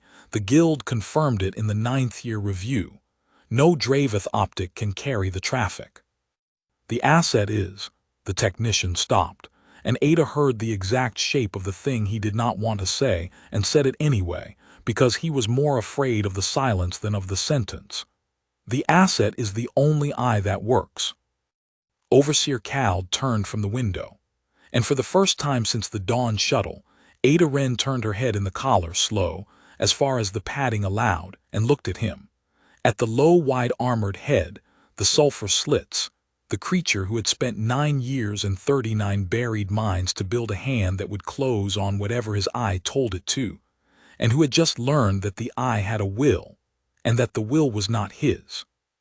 She looked at him with her bored, tired, inventory face, and she did not smile, because smiling was a thing you did when you wanted something from the room, and she did not want anything from this room except the one thing she was already taking. You built a weapon that fires at what I name, she said, flat, level, on time. I'm not naming them. Sky's clear, Overseer. Better tell the wall it can launch. Overseer Cald did not answer her. He crossed the theater to the plate, unhurried, and stood over the Draveth technician, and studied the readouts for a long moment with the yellow slits, and Ada watched him understand the machine he had commissioned in a way he had perhaps never bothered to understand it before. When it was working, when it was only a tool, there had been no need. He was reading the interlock, now the way a man reads the lock on a door. He has just found he is standing on the wrong side of the medical trunk, he said. The asset's telemetry, it runs off installation to the guild. The theater's temperature changed. Standard, said one of the guild surgeons quickly, from the wall, not Ord Talion, a older one, the ward's second. A live augmentation is witnessed by the ethics board. It has been running since the procedure. Pressures, exposure, pathway, load. Medical only. Show me the trunk's throughput, Cald said. The technician pulled it. And Ada, at the edge of the lattice, felt the moment stretch thin, because the medical trunk's throughput was not medical only. Not tonight. Sailnire had patched the plate's designation feed into it at first bell, and the throughput was running 20 times what a pressure and exposure feed should run. And any technician who looked at the number would know that something far larger than a medical readout was pouring off this installation into the dark. The technician looked at the number. Throughput is nominal, the technician said. Ada did not move. On the plate the number sat there, plainly wrong, plainly enormous, and the Dravith technician read it and called it nominal, and it took Ada a full breath to understand why, and then she understood, and she filed it with everything else. The technician was Dravith, and the Dravith military did not question a system in front of the client officer unless they were certain, and a technician who flagged a fault that turned out to be nothing would answer for wasting the overseer's operation, and a technician who stayed quiet and was wrong could always say the readout was within tolerance. Fear ran the same in every species she had met. It made them careful in exactly the ways she needed them careful. Sailnire's feed poured off the installation, witnessed, unstoppable, because a frightened man had rounded it down to nominal rather than be the one who raised his hand. Nominal, Cald repeated. He did not press it. He had larger problems than a trunk. He straightened from the plate and turned back toward the window, toward the wall, and Ada followed his eyes and saw what he saw. The wall was launching. Not one pod, not two. The far lamps of Aneth had gone dark all at once. Someone behind that earthwork had understood, in the space of the last 10 minutes, that the guns were not firing, that the sky was open, that whatever miracle or malfunction had stilled the Ascendancy's line would not last, and the settlement was spending everything on it now, this hour, this dark. Lights bloomed along the whole length of the wall, 3, 6, 10 at once. Hot orange ascent burns lifting off every cradle the settlement had. Pods and pods and pods, wallowing up too heavy into a sky that no longer had a firing line in it, because the eye that aimed the firing line had gone quiet and would not name them. They are emptying the settlement, the technician said. 14 craft climbing, 16. The thermal plate cannot count them all. Designate them, Cald said, to Ada, level final. You will designate every craft climbing off that wall or what, Ada said. She was watching the pods climb, dozens of them now, a whole panicked exodus writing white lines up the dark, and she held every one of them in her two good eyes and put not a single line of any of them into the plate. You'll shoot me. Then the guns go blind and every pod on that wall climbs out clean, and your operation is a settlement that emptied itself while your line sat cold. You'll hurt me. My pressures climb, my track drifts. I couldn't give you a clean solution now if I wanted to. You built me to work calm, remember. You trained it into me yourself. She let the flat voice lay it down. You spent 9 years making sure the guns could only fire at what I name. You made me the only door. And now you're standing on the wrong side of it, telling the door to open. She did not turn her head this time. Skies clear, overseer. The pods climbed. 20 of them, 22, the transports up high reaching down again and again into the dark, gathering them in. Hundreds of people going out of the world alive with every minute the guns sat cold. And Overseer Reen Cald stood in the middle of the theater he had built. In the middle of the operation, he had moved up a schedule to guarantee, and watched a walled settlement of 19,000 condemned people pour itself into the sky through a firing line that could not close, because a redline animal he had bought at auction had folded her hands in her lap and said no. He tried the machine first. "Fabricate a track," Cald said to the Dravith technician. "You have the thermal blooms off the ridge. Paint a designation on the largest of them and feed it to the plate as a cleared solution. The interlock wants a track. Give it a track. The guns will fire on the bearing." "Overseer, the thermal blooms are not resolved," the technician said. "I can paint a bearing. I cannot paint a range or a rate. The plate cannot resolve a hypersonic body. That is the entire reason the asset exists. If I feed the guns a bearing with no range, they will fire down the whole cone of it blind from the near envelope to the ceiling. Then they will fire down the cone. Do it." The technician did it. Ada felt it happen at the edge of the lattice, a false track blooming in the plate, a fat blind wedge of a designation where a clean line should have been, and the interlock, which cared only that a track existed and not whether it was true, released, and the fire control board went from amber to red for the first time that night on a lie. The guns fired down the cone. 60 throats opened up on the fat blind bearing, the ridge line rolling white, rounds pouring up into the wedge of sky where the thermal bloom said a pod might be. And Ada watched the stream go up and watched it find nothing, because a blind cone is not a firing solution, because the pod was a specific machine at a specific range climbing at a specific rate, and the guns had been handed none of those, only a direction, and a direction is not enough to kill a thing moving faster than sound.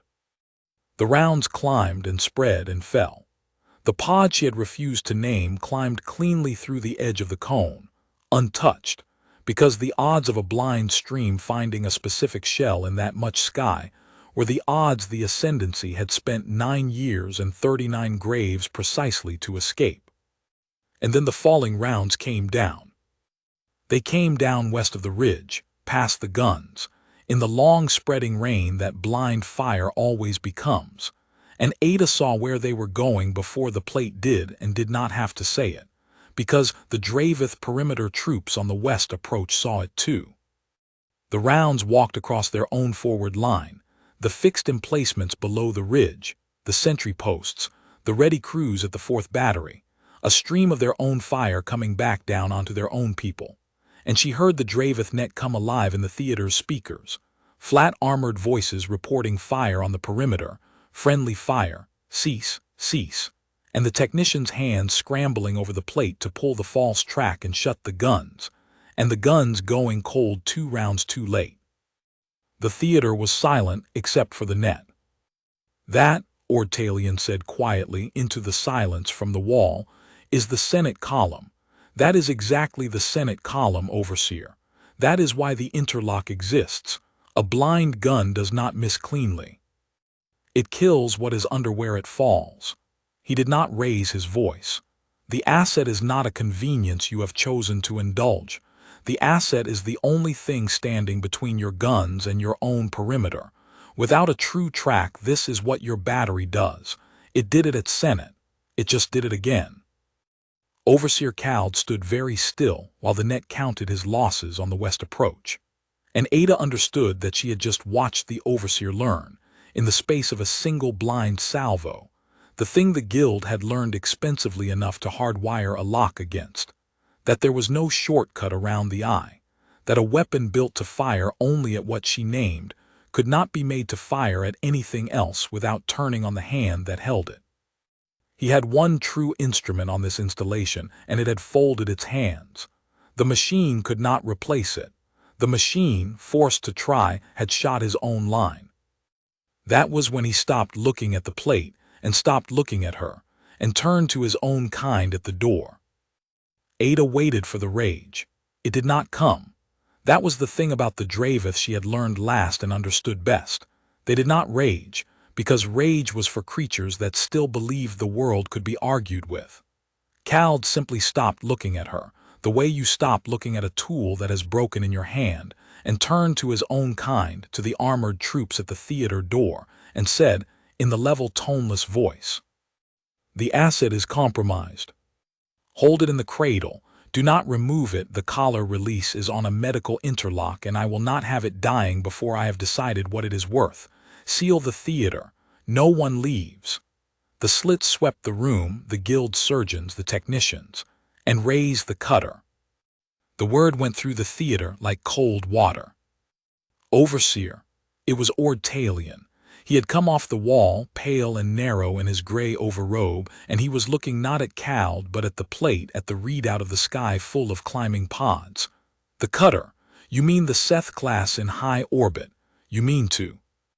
The palisade has failed, Cald said. The asset has failed.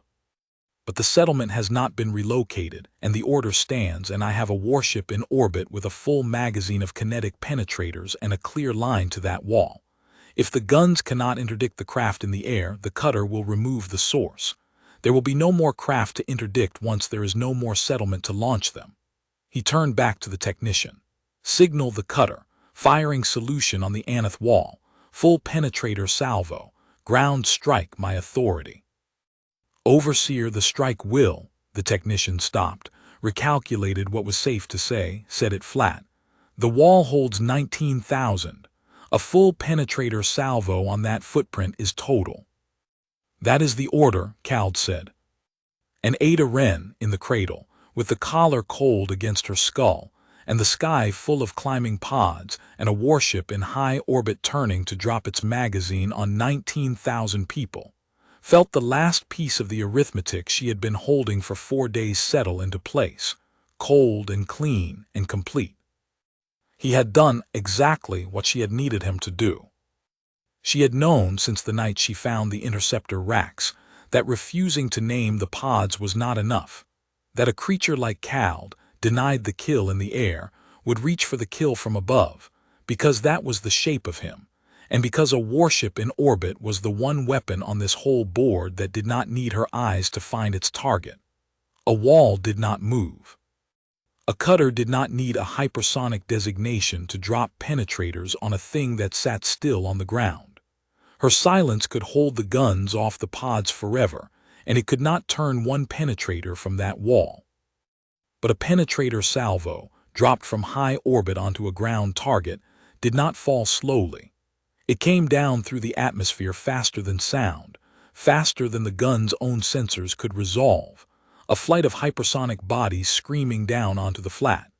Exactly, precisely, the one kind of target the palisade had been built across 9 years and 39 graves to kill. And the only instrument on this installation, in this system, that could resolve a hypersonic body in time to hand it to the guns, was sitting in the cradle, with her hands folded in her lap, watching the sky. Signal sent, the technician said. The cutter acknowledges. Penetrator salvo away in 90 seconds. Trajectory will bring the flight down across the western approach, through the near envelope onto the wall. A pause. The flight will pass directly over the palisade line on descent. Good, said Overseer Cald. Good, said Ada Wren, so quietly that no one in the theater heard her, and she opened her eyes all the way. And she looked up past the ridge, past the climbing pods, into the high dark where a warship was turning to kill 19,000 people. And she began, for the first time all night, to hunt. The salvo lit off the cutter's rails 90 seconds later, and Ada saw it the instant it left the ship. A spread of hard, bright points detaching from the dark high above the ridge. 12 of them, 13 kinetic penetrators falling away from their mother, and lighting their descent motors and beginning the long screaming fall toward the wall. To the plate they did not yet exist. They were far too high, far too fast. A smear the Draveth sensors would not resolve until the last few seconds, when it was already too late to matter. To Ada they were 13 machines with fins and seeker caps, and the particular dead-straight arrogance of a thing dropped from above onto a thing that cannot dodge. She could see the scorch on their descent nozzles. She could see them fan into their attack spread. She had 90 seconds of practice at the window behind her eyes for exactly this, and she did not need 90. She needed only what she already was. She put the first one into the plate. Track, she said, flat level on time. Bearing 014 high descending, hypersonic in building. That's a target, Overseer. The fire control board went from amber to red. She had never seen the guns fire. 9 days of tracking runs, 41 cold solutions, and never once a round in the air. The palisade had swung and hunted and held its fire, a hand that never closed. It closed now. The instant her designation dropped into the plate, the interlock released, and 60 gun throats on the west ridge that had spent the whole night swinging blind snapped around, as one to the track she had painted and opened up, and the ridge line lit white, a long rolling wall of muzzle flash that turned the dark flat to noon for a quarter second and threw her own shadow hard across the theater floor. What is she designating? Cald said. Not level now, close to level but not. The technician's hands moved over the plate.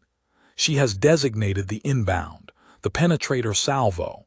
The guns are engaging the cutter's own strike. The first penetrator came apart in the high dark, a hard, bright body running down onto the wall at the speed of a falling star, and the guns reached up and unmade it. Ada watched the stream of rounds converge on the track she was holding, watched the penetrator flinch, shudder, and burst into a spray of tumbling wreckage that lit and died against the black, and the wall of Aneth, 40 kilometers to the west, stood untouched under it. Second track, Ada said. Bearing 015 descending. Third, bearing 013, they're spreading. Designating all of them. Her voice did not move. Behind her eyes the lattice was blooming with heat now. 13 tracks and the climbing pods and the whole roaring sky. More traffic than she had ever held, and she held it and named it. This is a penetrator, this is a pod, this is a penetrator, this is a child, and fed the guns the ones that were falling and not one of the ones that were climbing. Batteries 2 and 3 onto the eastern spread. Battery 4, interceptors, the 2 that are running low and fast. Hand them off. They're inside your seeker envelope now. The interceptor rails on the 4th battery lit off. The long-bodied missiles she had watched the crews prep under the work lamps leapt off their rails and climbed on her designation into the descending salvo, their crude, short-legged seekers taking the handoff from her eyes in the last stretch exactly as they had been built to. And up in the high dark, the Ascendancy's own interceptors ran down the Ascendancy's own penetrators and killed them, one and then another and then 2 together.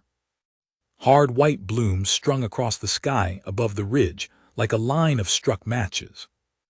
The theater had come apart. Not the machine.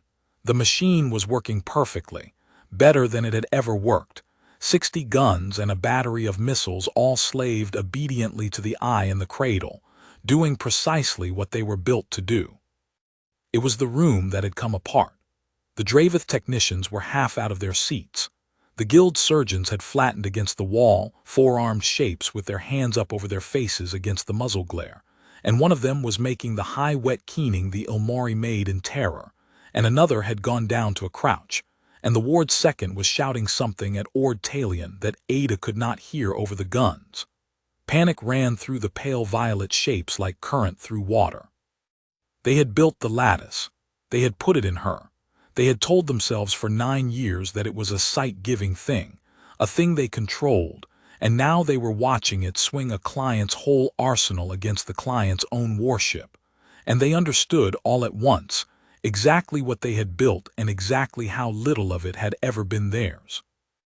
And through the middle of the panicking room, unmoved, stood Overseer Reen Cald, and the yellow slits came around to the human in the cradle, and Ada felt the exact moment he arrived at the only answer left to him. "Remove the asset," he said. "Now, tear it out of the collar if you have to. It is designating my strike. It cannot designate what it cannot see. Blind it and the salvo lands." The armored troops came off the theater door. No, Ord Talion stepped in front of the cradle. He was a head shorter than the Dravith troops and a third their mass, and he had no weapon but the gray overrobe and the small silver clasp and the flat courteous voice, and he put himself between the collar and the soldiers with all 4 arms spread, and he said, fast and precise, in the voice of a man who has found the one authority he has and means to spend it all at once. The collar release is on a graded medical interlock. It has to be, Overseer. The lattice is fused to her optic pathway. The pathway carries a live load. You pull that collar without the graded release and you do not blind her. You kill her instantly, and worse, you kill the lattice with her. The traffic backlash will scar every pathway it fused. There will be nothing left in that skull to salvage, nothing to study, nothing to replicate. 9 years of the program die in that cradle the moment your soldiers touch the collar.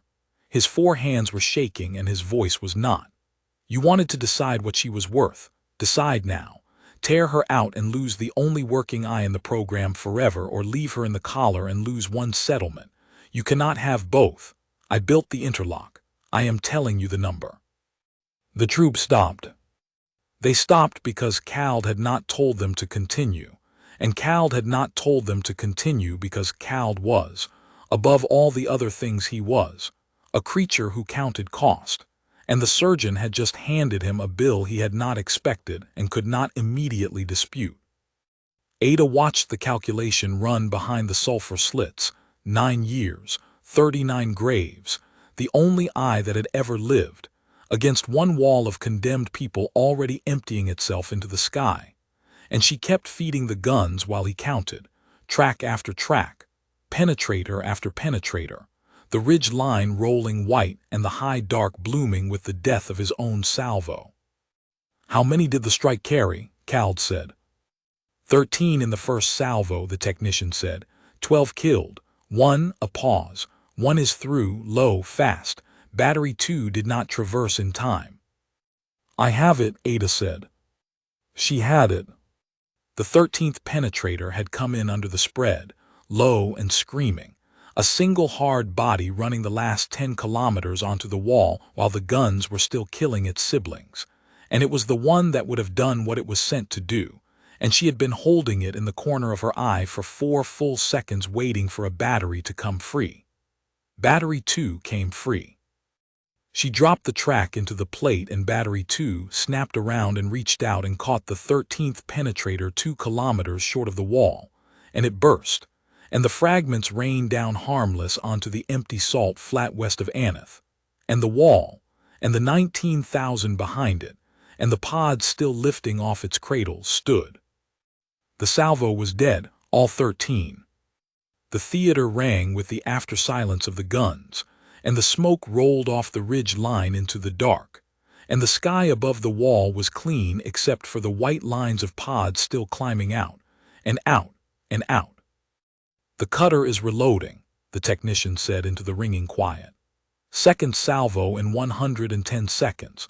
Overseer, the asset will simply engage that one too. As long as it is in the cradle and cleared to the plate, every penetrator we drop, it will hand to our own guns. We are firing our strike into our own interdiction net. We are spending the cutter's magazine to give the asset targets. Overseer Cald was silent while the cutter reloaded. Ada could not spare him much attention. The load behind her eyes had become a physical thing, a pressure that was not the collar, a heat in the rebuilt pathways that had no name in any language she owned, and she understood in the cold, detached way she understood everything now that she was paying for this. 13 tracks in the flood of pods in the whole roaring sky, held at once at the speed of sight for minutes on end. The lattice had never carried this. No lattice had. 39 minds had died carrying a fraction of it over 40 days. She was carrying all of it in one night, and she could feel the pathways straining to meet the traffic the way they had strained and grown and met everything else the Ilmari had thrown at them, except that this time she could feel, at the very edge of the growing, something that was not growth, something that was wear.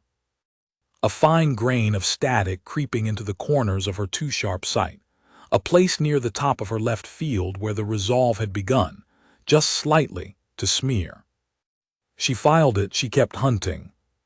The feed, Cald said. He had not moved from the center of the theater. The medical trunk, you said the throughput was nominal. Overseer, the technician began. It was not nominal. Cald's voice was very level now, very quiet, the water gone entirely still. It has never been nominal tonight. The asset's designation feed has been running off this installation since before the first launch. Everything it sees, every craft, he did not finish. The yellow slits turned slowly to the guild surgeons flattened against the wall, and to Ord Talion standing in front of the cradle with his 4 arms still half spread, and Ada watched the overseer arrive at last at the size of the thing that had been done to him. The guild's ethics board, the settlement's distress band, the transport combine waiting in high orbit to receive these craft. They have all been watching, through her eyes, since the beginning. Every second of it, Ada said. She did not turn her head.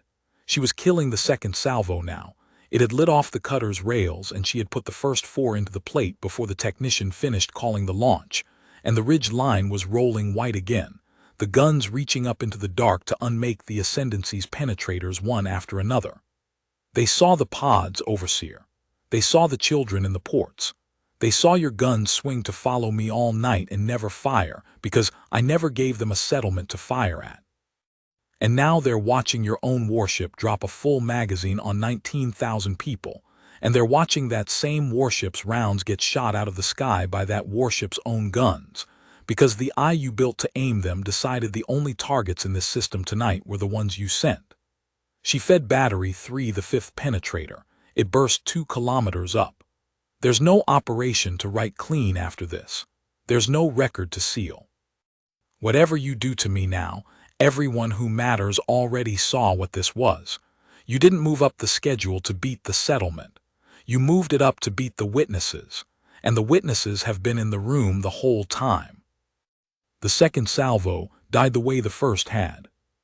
12 penetrators, 12 hard white blooms strung across the high dark, and the wall stood, and behind it the cradles kept launching, and the pods kept climbing, and the transports up in the orbital dark kept reaching down to gather them in. The cutter carries 4 more salvos, the technician said. It will keep dropping them, and each one she will feed to our own guns. Then it will keep dropping them, Cald said, until either the cutter's magazine is dry or the asset is out of the cradle. The surgeon says removing it kills it and ends the program. Very well. The program is already ended. The asset has ended it. I will trade the program for the operation. The sulfur slits came around to Ord Talion. Release the collar, now, on the graded protocol if you insist, but begin it now. The moment she cannot see, the next salvo lands, and there is no more asset to save the wall a third time. Ord Talion did not move toward the collar. The graded release takes 4 minutes. Then begin the 4 minutes. And Ada in the cradle, with the burn spreading across the top of her sight, and the third salvo already lighting off the cutter's rails high above the ridge, understood that the arithmetic had turned one last corner, that Cald had finally found the one move her silence could not stop, which was to stop being greedy, to accept the ruin of his program and simply blind her. And that if the collar came off her pathway in the next 4 minutes, she would go dark, and the wall would burn under a salvo she could no longer catch. She began to feed the third salvo to the guns anyway, track after track, because 4 minutes was 4 minutes, and every penetrator she killed in those minutes was a penetrator that did not fall, and she did the last cold sum of the night, which was how many she could catch before Ord Talion's 4 minutes ran out and the seeing left her for good, and the answer was, not enough. Not the whole salvo, not the one after. Talion, she said, level, not a plea. She did not plead. Don't start the 4 minutes yet. I have not started it, the surgeon said. His 4 hands were spread over the collar and not touching it. I find my hands are slow tonight, Overseer. The graded release is delicate. It cannot be rushed. If I begin it wrong, the backlash scars every pathway and the asset dies on the protocol, and then you have lost the wall and the program both. He did not look away from Cald. I am being careful. You told me yourself to decide what she was worth. I am deciding. It is taking me a moment. He was buying her the minutes. The surgeon who had done nothing 41 times was standing over the collar with his hands spread and doing nothing on purpose, for the first time in his life, and calling it care. And Cald could not tell the difference between a careful surgeon and a stalling one because there was no difference a Dravith could read. And the third salvo was coming down, and Ada was catching it. One and then another and then two together. And the second's Ord Talion was not starting where the second's the wall stood. And then a new thing entered the sky. Ada saw it before the plate did, because she saw everything before the plate did. A hard, sharp glint high above the ridge, past where the cutter hung. A second warship easing out of the orbital dark into a position it had not held a minute before. It was not Dravith. The lines of it were wrong for Dravith, longer, cleaner, and along its flank as it turned, she resolved a marking she did not know and did not need to know, because she understood exactly what it was the instant it moved. It was the transport combine's escort, the warship that had been sitting quiet in high orbit all night listening on the distress band and catching the pods, and it had heard enough, and seen enough, and now it was sliding into a firing position across the cutter's line, between the Dravith warship and the wall, and it was lighting its own weapons in a way that any creature who counted cost would understand without a word. The combine's escort has moved to a covering position over the settlement, the technician said. His voice had gone flat with the particular flatness of a man reading out his own catastrophe. It is illuminating the cutter with a firing solution. It is transmitting. A pause. Overseer. It is transmitting on the open band, to us, to the guild, to the Ascendancy's own high command. It is transmitting the assets feed back at us with a demand appended. It says, cease fire on the ascent craft, withdraw the cutter, or the combine will regard the continued bombardment of a civilian settlement, witnessed and recorded, as an act of war and will respond in kind. It is signed by the combine's own fleet authority. The technician looked up from the plate, and the sulfur slits found the overseers. They have the whole record, overseer, and they have a warship on our cutter's flank. If you order a third salvo, they fire. The theater was silent, except for the aftering of the guns.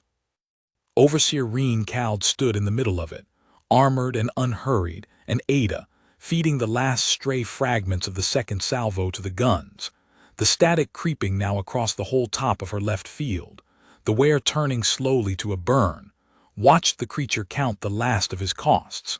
He had a warship in orbit and a magazine still half full and a settlement he had been ordered to remove. He also had a combine escort's firing solution on that warship, a live atrocity feed in the hands of his own high command, an ethics board that had witnessed a medical asset weaponized in real time, and an eye in a cradle that would hand every round he dropped straight back to his own guns for as long as it drew breath. He could finish the massacre and start a war he was not authorized to start and answer for a recording that could never be unmade. Or he could break off and lose the escapees and keep the war unstarted and the program's corpse to explain, and walk off this installation, a creature who had spent 9 years and 39 graves to build the perfect eye, and had it turned against him in a single night by a red-line animal who never once raised her voice. He was, above all the other things he was, a creature who counted cost. Withdraw the cutter, Overseer Cald said. Break off the strike, all batteries cold. A pause, and then in the same level toneless voice with nothing under it at all, the operation is concluded. The technician's hands moved over the plate. High above the ridge, the Dravith cutter's descent motors went dark, and the warship turned its blunt nose off the wall and began the slow climb back up out of the atmosphere, back into the orbital dark, its magazine half spent on penetrators that were even now raining down in harmless fragments across the empty salt flat. The combine escort held its covering position over the settlement, weapons hot, and did not fire, because it did not need to. The guns on the ridge went from red to amber to cold, 60 throats settling back onto their stops, the long night's hunt over. And the pods kept climbing. That was the thing Ada held onto in the cradle, with the burn spreading across her sight and her pulse finally beginning to climb past the place where she had held it all night, The pods kept climbing. Now that the guns were cold and the cutter was gone, and the Combine's warship stood guard over the wall, the settlement of Aneth stopped rationing its desperation, and simply emptied itself into the sky, pod after pod after pod, all through what was left of the dark, welded shells full of people lifting off every cradle behind that earthwork, and climbing out unopposed into the reaching arms of the transports. She tracked them because she could not stop tracking, even now, even with her sight burning down around the edges. She counted them because her eyes still counted whatever crossed them. 40 pods, 60, 100. 19,000 people did not all fit in 100 pods, and not all of them would get out before dawn, and some of them would not get out at all, but the wall stood, and the guns were cold, and the Combine's warship would still be there when the sun came up, and the record was out, and the operation that was supposed to have ended 19,000 lives in one dark had ended instead with a client officer ordering his own strike home unspent. The theater did not know what to do with itself after the guns went cold. That was the thing Ada noticed through the burn, with the small part of her attention the tracking did not take. A room full of creatures who had spent the night braced for one kind of ending and been handed another, and did not have the ceremony for it. The Dravith technicians shut down the plate in silence, section by section, the way you power down a machine you no longer trust. The guild surgeons came off the wall slowly, in ones and twos, and stood in the middle of the floor not speaking, four-armed shapes with their hands hanging, because the thing they had built had just done, in front of them, the exact opposite of everything they had told themselves it was for, and there was no undoing the seeing of that. One of them was still making the low, wet keening of the Ilmari in shock, quieter now, winding down. Another had sat down on the theater floor with his back against the console bank and did not get up. Nobody reprimanded him. There was no one left in the room with the standing to reprimand anyone. The chain of command that had walked in on a dawn shuttle certain of its tool had come apart in a single night, and what was left was a gallery of the complicit, watching the sky gray toward a dawn that a great many people they had meant to kill were going to live to see. And in the middle of it, in the cradle, the human sat and tracked the pods she could no longer stop tracking, and paid for it degree by degree, in the only coin the ascendancy had ever really given her, the seeing itself, burning down. Overseer Cald came to the cradle before he left. Ada heard the armored footsteps stop behind her and to the side, where she could turn her head and see him, and she turned her head, slow, the collar creaking, and looked up at the low, wide armored bulk and the sulfur slits that had called her the thing that finally works 12 hours ago and had believed it. He studied her for a long moment. The panic had gone out of the theater around them, the surgeons unpeeling from the wall, the technicians shutting down the plate, the troops standing down from the door, and into the quiet the overseer said, in the level toneless voice through the grill, the things she supposed a creature like him said instead of the things he could not. 9 years, 41 subjects, 39 graves, the slits held on her. We built the instrument to be perfect and inert, an eye with no hand of its own, a hand with no eye of its own, and the interlock between them so that neither could act without the other and both of them ours. It was, the engineers assured me, a design with no single point of failure. A pause. We did not count the eye as a point of failure. An eye does not refuse to see. We told ourselves the redline biology was a resource, the repair capacity, the plasticity, the thing that let you carry a load that killed the others. We did not ask what else came attached to a mind that a redline world builds. We took the eye, and we did not ask about the animal behind it. The slits shifted, just slightly, and Ada understood she was watching a Dravith do the thing the Dravith did instead of awe, the cold recalibration of a creature that has been forced to file a fact it did not have a category for. You held 19,000 lives in a gunsight all night, and your own instruments say your pulse did not break 110 until the guns were already cold. You were never the weapon, were you? You were the one thing in this system that was watching the weapon. I built the finest targeting eye in the sector, and I handed it a conscience I did not know it had, and it looked at what I was doing, and it looked away. You built a thing that fires at what I name, Ada said. Her voice had gone rough at the edges now, the first crack in it all night, and she let it crack because there was nothing left to hold it smooth for. I told you at the start. I just didn't name them. No, Cald said. You did not, he straightened. The Combine will take custody of you. My high command has already conceded it rather than answer for the recording. You will not be ascendancy inventory much longer. I find I am. The level voice paused over the word and did not find a better one and used it, relieved. I do not know what your world grows, Ren. But I know now why the survey teams will not land on it without a fleet. It is not the biology. The slits held on her one last moment. It is that a red-line mind, given the finest eye in the sector and a whole arsenal to aim, will spend the night deciding what not to shoot. We could not build that. We would not have known how to want it. He turned and walked out of the theater he had built, and Ada Wren watched him go, and did not answer, because there was nothing to say to it that the night had not already said. Then the burn in her sight crested, and she stopped being able to hold her face, and Ordtalion was there. Her pressures, the surgeon was saying, all four hands moving over the collar, over the readouts, and his flat courteous voice had gone fast and tight. Her pathway load, it is past the ceiling. It has been past the ceiling for an hour. She held the whole engagement at a load that Sail Nair. Sail Nair, are you receiving? I need the graded release protocol. I need it now. Receiving. The resident's voice came thin through the ward channel off installation, where it had sat all night at its station doing nothing and witnessing everything. I have her telemetry. Ordtalion, her acuity numbers. Look at her acuity numbers. Ada could have told them what the numbers said. She could feel it. The static that had crept into the top of her left field during the second salvo had spread, all through the dark hours of the emptying wall, across both fields.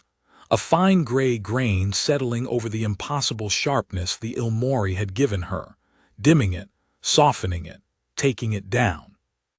She had held more traffic in one night than the lattice was ever meant to carry, and the pathways that had grown all these months to meet every load the guild threw at them had grown one last time to meet this one, and something in the growing had finally, quietly, given. She could still see. She could see Ordtalion's pale narrow face bent over her, the grain of the overrobe, the small silver clasp, but she could not see the seams in a hull at 40 kilometers anymore. She could not have counted the dust devils on the flat. The world had come back down to the size a person's eyes could hold, and past that size it was going soft and gray and gone. The lattice is burning out, Ordtalion said. He said it the way he said everything, flat, courteous, and under the flat courtesy there was something coming apart. The load scarred the pathways, the hypersonic resolution, the thing that made her the asset. It is degrading, it will not come back. The tissue that carried it is. He stopped. His four hands went still on the collar. And Ada watched the surgeon who gave sight understand what he was looking at. That the eye he had built to be the perfect weapon had spent itself, in a single night, being the perfect witness instead, and that in saving the wall it had unmade the very thing that made it worth owning. Talion, Ada said, rough, quiet. The graded release, get me out of the chair. He got her out of the chair. It took a long time. The graded release was slow by design, the collar easing off the fused pathway a degree at a time so the traffic could bleed down without the backlash he had described to Cald. And it was real, that danger. She understood now it had not been a bluff to save her. It had been the truth he had used to save her. And while it worked degree by degree, the theater emptied around them. The Dravith withdrew to their shuttle. The guild's second and the other surgeons drew back, uncertain, into the corridor, murmuring in the wet clicking undertone of their kind, because the ethics board had been watching all night too, and they did not yet know what watching had cost them. And the sky beyond the great curved window began at last to gray toward dawn, and the pods kept climbing off the far wall, fewer now. The settlement stock burning down, but still climbing, still living, still going out into the reaching arms of the combined ships. When the collar finally came free, Ada Wren sat forward in the cradle for the first time in 12 hours, and the world swam, and did not snap back to the impossible sharpness the way it always had, and settled instead into the soft ordinary blur of a tired person's eyes at dawn, and she found that she did not grieve it. She had spent 11 months as the finest eye in the sector. She was glad, in a cold, flat way that was the only way she had left to be glad, to be a person's eyes again. "You will never track a hypersonic body again," Ord Talion said quietly beside her. "You understand that. The thing we made you, it is gone.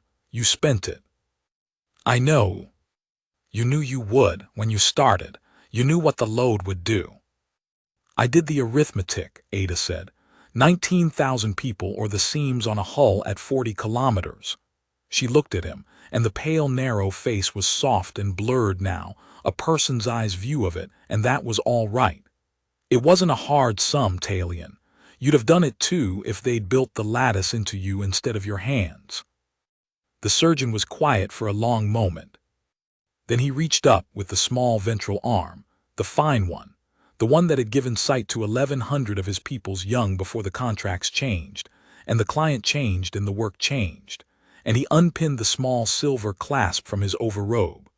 The clasp that meant he had never once lost a patient on the table, and he turned it over in the fine fingers, and he set it down on the little shelf by the cradle where the Tex had left her broth for 11 months. "I lost one tonight," he said. "Not on the table, but I lost the eye I made. I would rather have lost it this way than the other 39 ways I have lost eyes in this room." He looked at her. "The board saw everything. The guild is finished here. They will pull the contract by midday and the program with it, and there will be a reckoning I do not think the ascendancy can seal, because a redline animal rooted its own conscience onto the open band and let the whole sector watch. Whatever else tonight was," he closed the fine fingers over nothing, the clasp already set down, "it was the last thing I will ever build for them. I find I am glad of that too." The combine came for her at full light. They came down in a blunt gray lander that set itself on the salt flat outside the theater with none of the wallowing desperation of the settlement pods.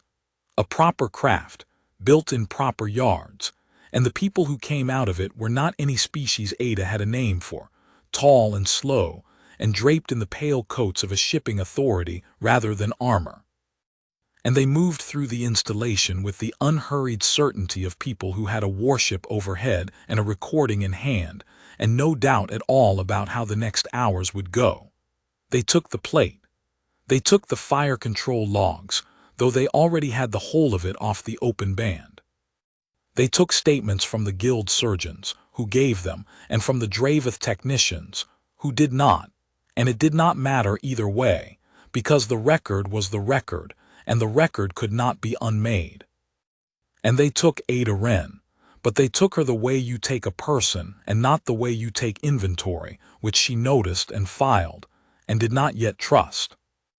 The one who seemed to speak for them crouched by the cradle where she still sat, the pathway too raw yet to walk far, and studied her with a face she could not read and made no effort to read, because she was tired past reading rooms for the first time in 11 months, and said, in a translated voice like water over stone, "You are the one whose eyes we watched all night. The combined ships have 4,000 of the settlement's people aboard already, and more coming up with every hour the wall still stands. We would not have known to send our escort down over Aneth if your feed had not shown us what was happening under that dome. Our captains thought, until your eyes told them otherwise, that they were receiving refugees from a lawful evacuation the ascendancy had merely been slow to permit." The unreadable face tilted. "You showed us the guns.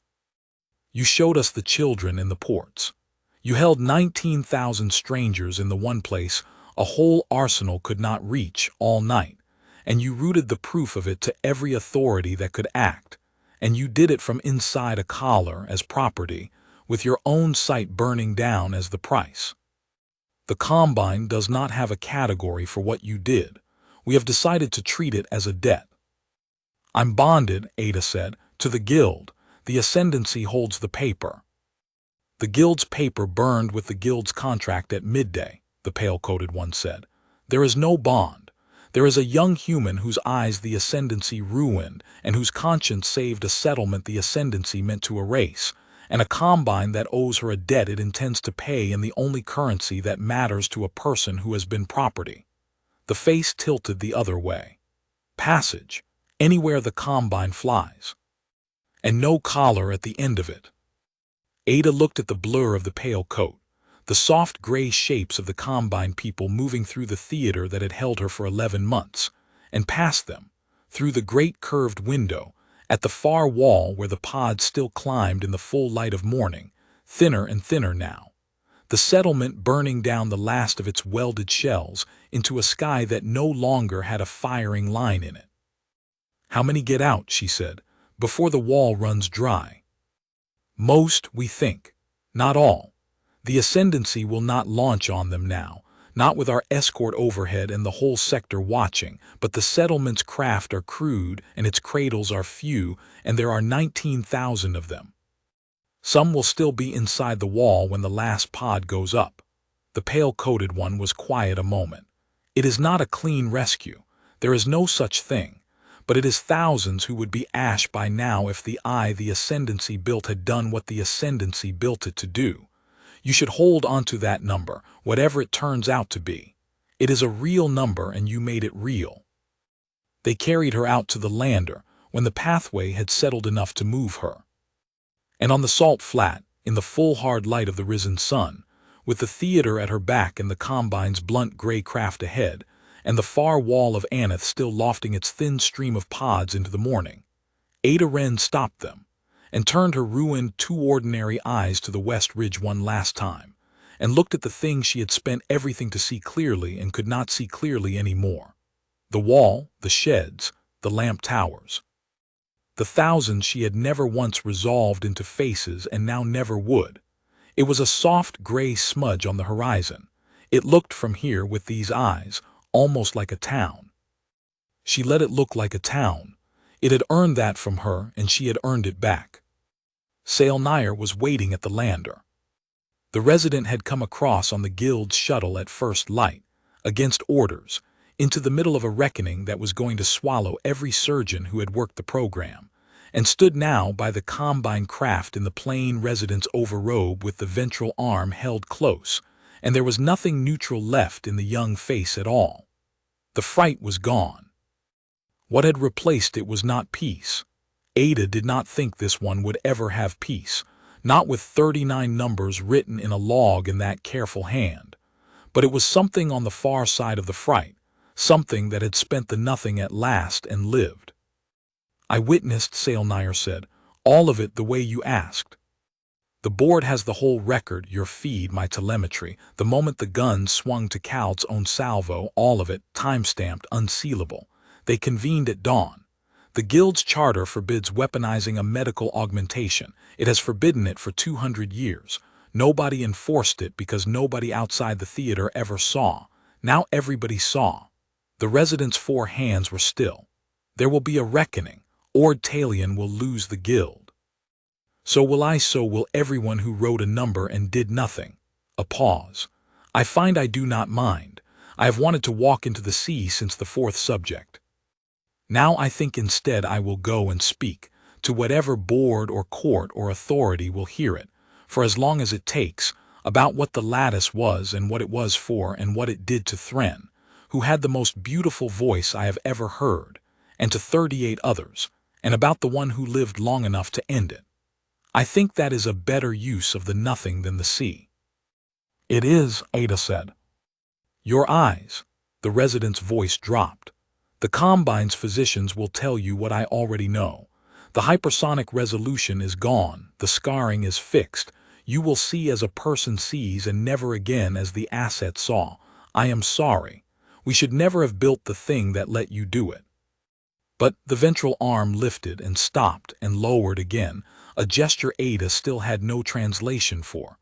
But if we had not built it, you could not have looked away from what it showed you. There is no version of tonight where the eye is not first a weapon. I have thought about that all morning. I do not know what to do with it. Nothing, Ada said. You don't have to do anything with it, it just is. She looked at the blurred young face, the plain overrobe, the fine arm that had monitored her through the surgery and through 39 deaths and through the one night that undid all of them. You did the second thing I asked. You did nothing and you witnessed and the nothing saved them. Go do the loud version now. Go be the surgeon who doesn't do nothing anymore. A pause. That's a thing worth having eyes for, Sale Nair, even ordinary ones.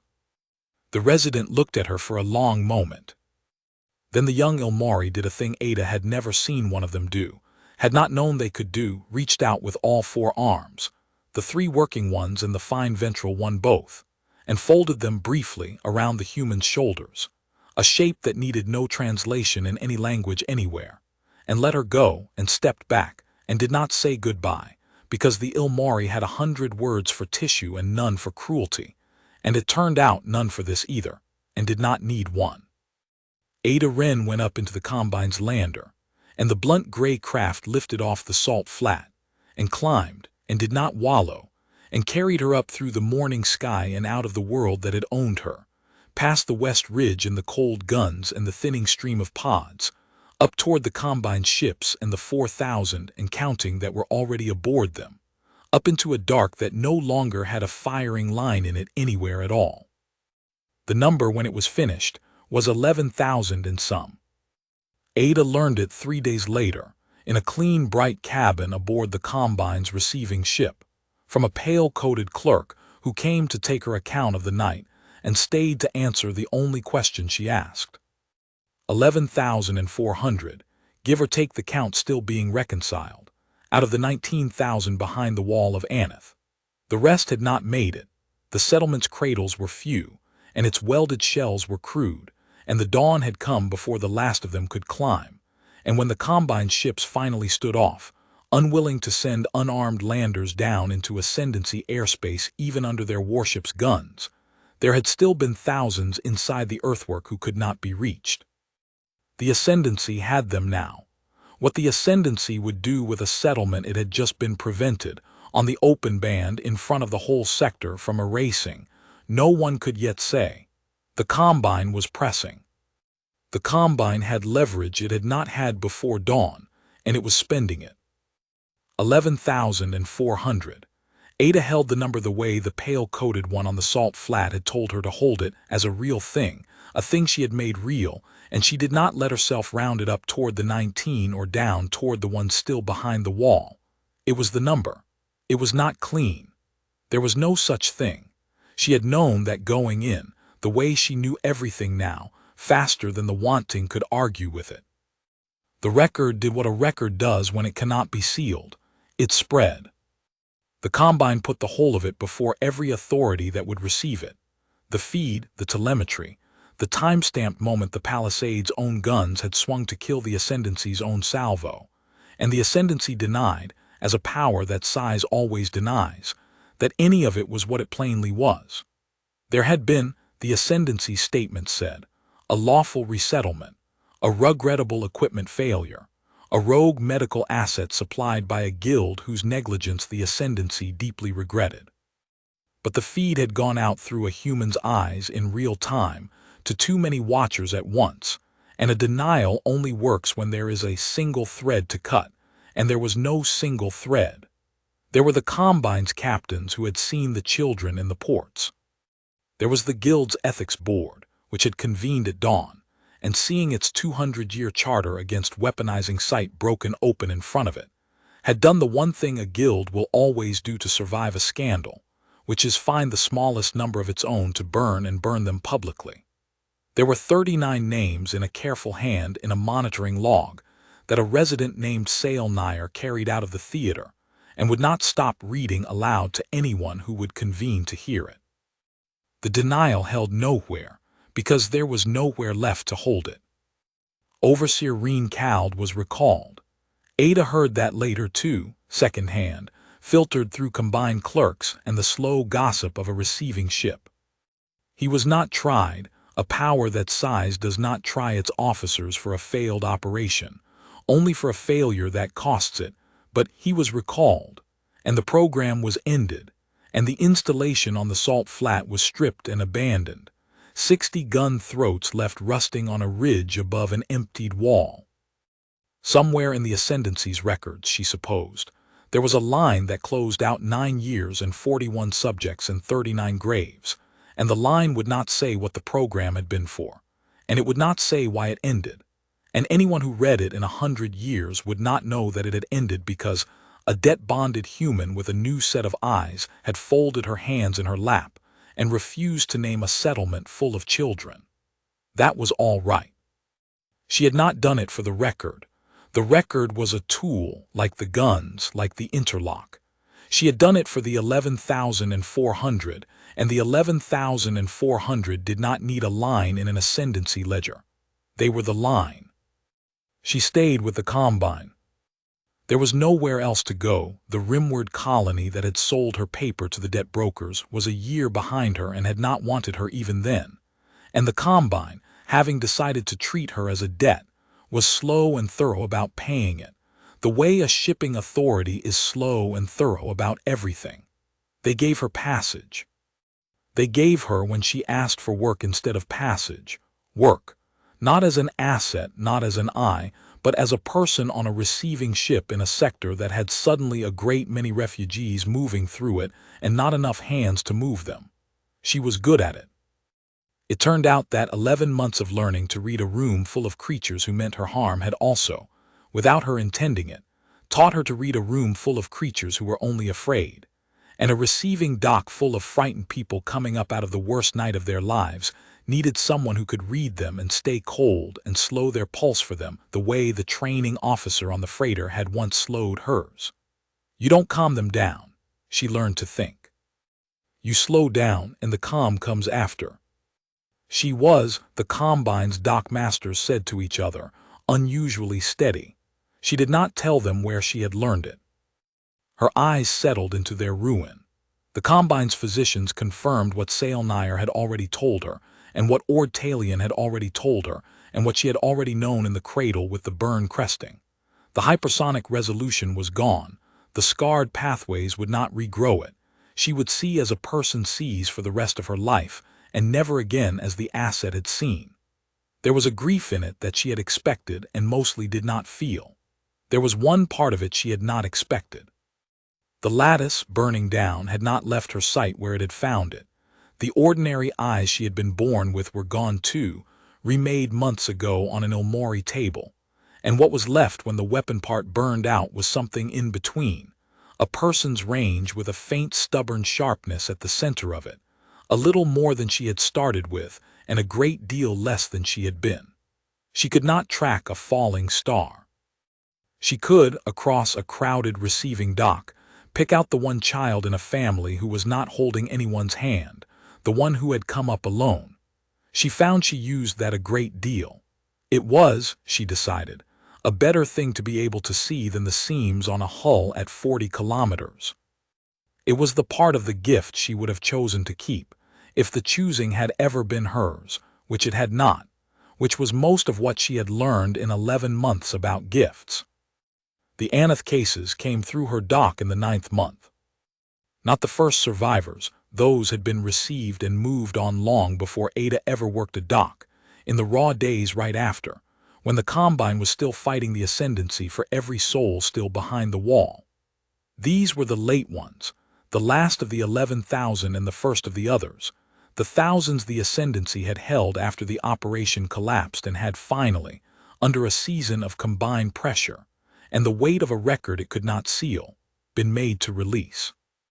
They came up not in welded shells but in proper Combine transports, and they came through her receiving dock in a slow gray river of them. And Ada Wren stood at the rail and read the river the way she read every river of frightened people now, cold and steady, slowing her own pulse so that theirs might slow after. They knew the story. She understood that within the first hour. It had grown, in 9 months, the way a thing grows when it passes from mouth to mouth among people who survived because of it. Grown past the shape of the night into something with the weight of a thing that gets told to children, and the shape it had taken was not her name, because most of them had never had her name, but a phrase. She heard it 3 times before she understood they were saying it about the night she had lived through. The night the eye looked away. That was what Aneth called it now. Not the night the guns fell silent, not the night the Combine came, the night the eye looked away. They did not know, most of them, that the eye had been a person, or that the person was standing at the receiving rail reading them off the transport, one frightened family at a time. She did not tell them. It was better as a phrase. A phrase belonged to all of them. A person they would have wanted to thank, and she had learned in 9 months of docs that being thanked was a weight you put on a person who had only done arithmetic, and she did not want it. She found the child near the end of the river. She found him the way she found them all now, with the faint, stubborn sharpness left at the center of her ruined sight. A small one in the slow gray crowd who was not holding anyone's hand, who had come up the transport ramp alone in the press of families and stood at the bottom of it alone. A boy of maybe 6 with the wide, flat eyes and the gray settlemanship of Aneth. Looking up at the great, bright receiving hall with the particular blankness of a child who has run out of the part of himself that reacts to things. She had seen that blankness on her own face in a window 11 months and a lifetime ago. She came down off the rail and crossed the hall and crouched in front of him, down to his level, the way the Combine had taught her, the way she had somehow always known. "You came up on your own," she said. Not a question. He did not answer. She had not expected him to. "That's all right. A lot of the strong ones come up on their own. Somebody's going to come find you here. They keep the records. They match people back up. It takes a few days, but they're good at it. Until then you stay with me. I read the doc. Nobody comes through here I don't see." She held out her hand, and after a while, with the blank slowness of the emptied, he took it. "I see everything that comes through here," she said again, quietly, more to herself than to him, because it was almost true, and it was the truest kind of thing she had left to offer. "You're seen. That's the whole job. You're seen." He stayed by her the rest of the shift, a small gray shape at her side while she read the river down to its last frightened soul, and she did not find out that night whether he had been in a pod she had held safe in the dark or one she had never seen at all, and she understood, with the cold, clean clarity that had not left her when the rest of the gift burned out, that it did not matter. She had not held the pods for the ones she could see the faces of. She had held them for the number. He was in the number. That was enough. That had always been enough. Later, the child claimed by an aunt 3 days on, matched back by the patient Combine clerks exactly as she had promised him, gone on into the sector to whatever life the survivors of Aneth were building at the rimward edge of the Combine's reach. Later, Ada Wren stood a long time at the wide port of the receiving ship and looked out at the stars with her ordinary eyes. She could not resolve them any more. That was the plain fact of it, and she had stopped grieving it around the 6th month. To the eye the Ilmari had built, each of those points of light had been a disk, a color, a thing with an edge. She had been able, in the cradle on a clear night, to see the very seams of a machine at 40 kilometers and the curl of 4 small warmths inside it. Now the stars were what they were to anyone, scattered soft points on the dark, no edges, no seams, blurred a little at the rims by tired human eyes. She looked at them the way she supposed her whole species had looked at them before anyone ever came down to a rimward colony with a debt broker's contract and an offer of new sight. It was a smaller way to see. She had made her peace with small. The Combine had asked her once in the first weeks whether she wanted the eyes repaired, whether she wanted them to find her another guild, a cleaner one, and rebuild what the lattice had burned out, give her back the range, the sharpness, the thing that had made her the finest eye in the sector. She had said no, and they had not understood, and she had not explained, because the explaining would have taken more of the truth than she gave to Combine clerks. But she knew the shape of it, standing at the port with the blurred stars in front of her. They had built her an eye that could see anything, and pointed it at 19,000 people, and been so certain of the seeing that it never once occurred to them to wonder about the looking. They had spent 9 years and 39 graves perfecting a way to find a target faster than sound, and they had never asked the one question that a redline world answers before a child is old enough to speak it. Not can you see the thing, but what will you do when you have? She had answered it in a cradle in the dark, with her hands folded in her lap and a whole arsenal waiting on her voice. She had answered it by looking away from the thing they wanted her to see and toward the thing they did not. And the answer had cost her the seeing, all of it, the discs and the edges and the seams, everything but the faint, stubborn sharpness at the center that let her find, across a crowded dock, the one child who had come up alone. If that was the whole of what she got to keep, she would keep it and count it a fair trade, and not look back at the rest. The 11,400 were somewhere out under those blurred stars now, building whatever came after Aneth. She could not see them. She had never been able to see them, not really. They had been a number to her from the first, a warmth in a port, a smudge on a horizon that she had let, at the very end, look like a town. She had spent the finest eye in the sector to keep a number of strangers alive, and she would never know most of their faces, and she found, standing at the port with the small stars soft in front of her, that this was not a grief either. You do not have to see a person's face, she thought, to decide not to kill them. That was the whole of it. That was the thing the ascendancy could not build and would not have known to want, the thing 39 dead subjects had carried the lattice without ever getting the chance to use, the thing a redline world puts in a mind so early that no survey team will land to measure it without a fleet at its back. Not the speed of the seeing, the choice inside it. They had made her able to track a falling star, and she had used it once to make sure a falling star was the only thing that fell, and then she had let it go, because she had never wanted to be the kind of eye that finds things for the kind of hand that closes on them. She turned from the port. There was another river coming through at the change of the watch, another dock to read, another crowd of the frightened to slow her pulse for until the calm came after. She was good at it. She would be good at it for a long time, with her small blurred person's eyes and the one stubborn bright place at the center of them, on a receiving ship at the quiet edge of the Combine's reach, where the guns did not come and no one had ever been inventory, seeing exactly as much as a person needs to see, and not one seam more.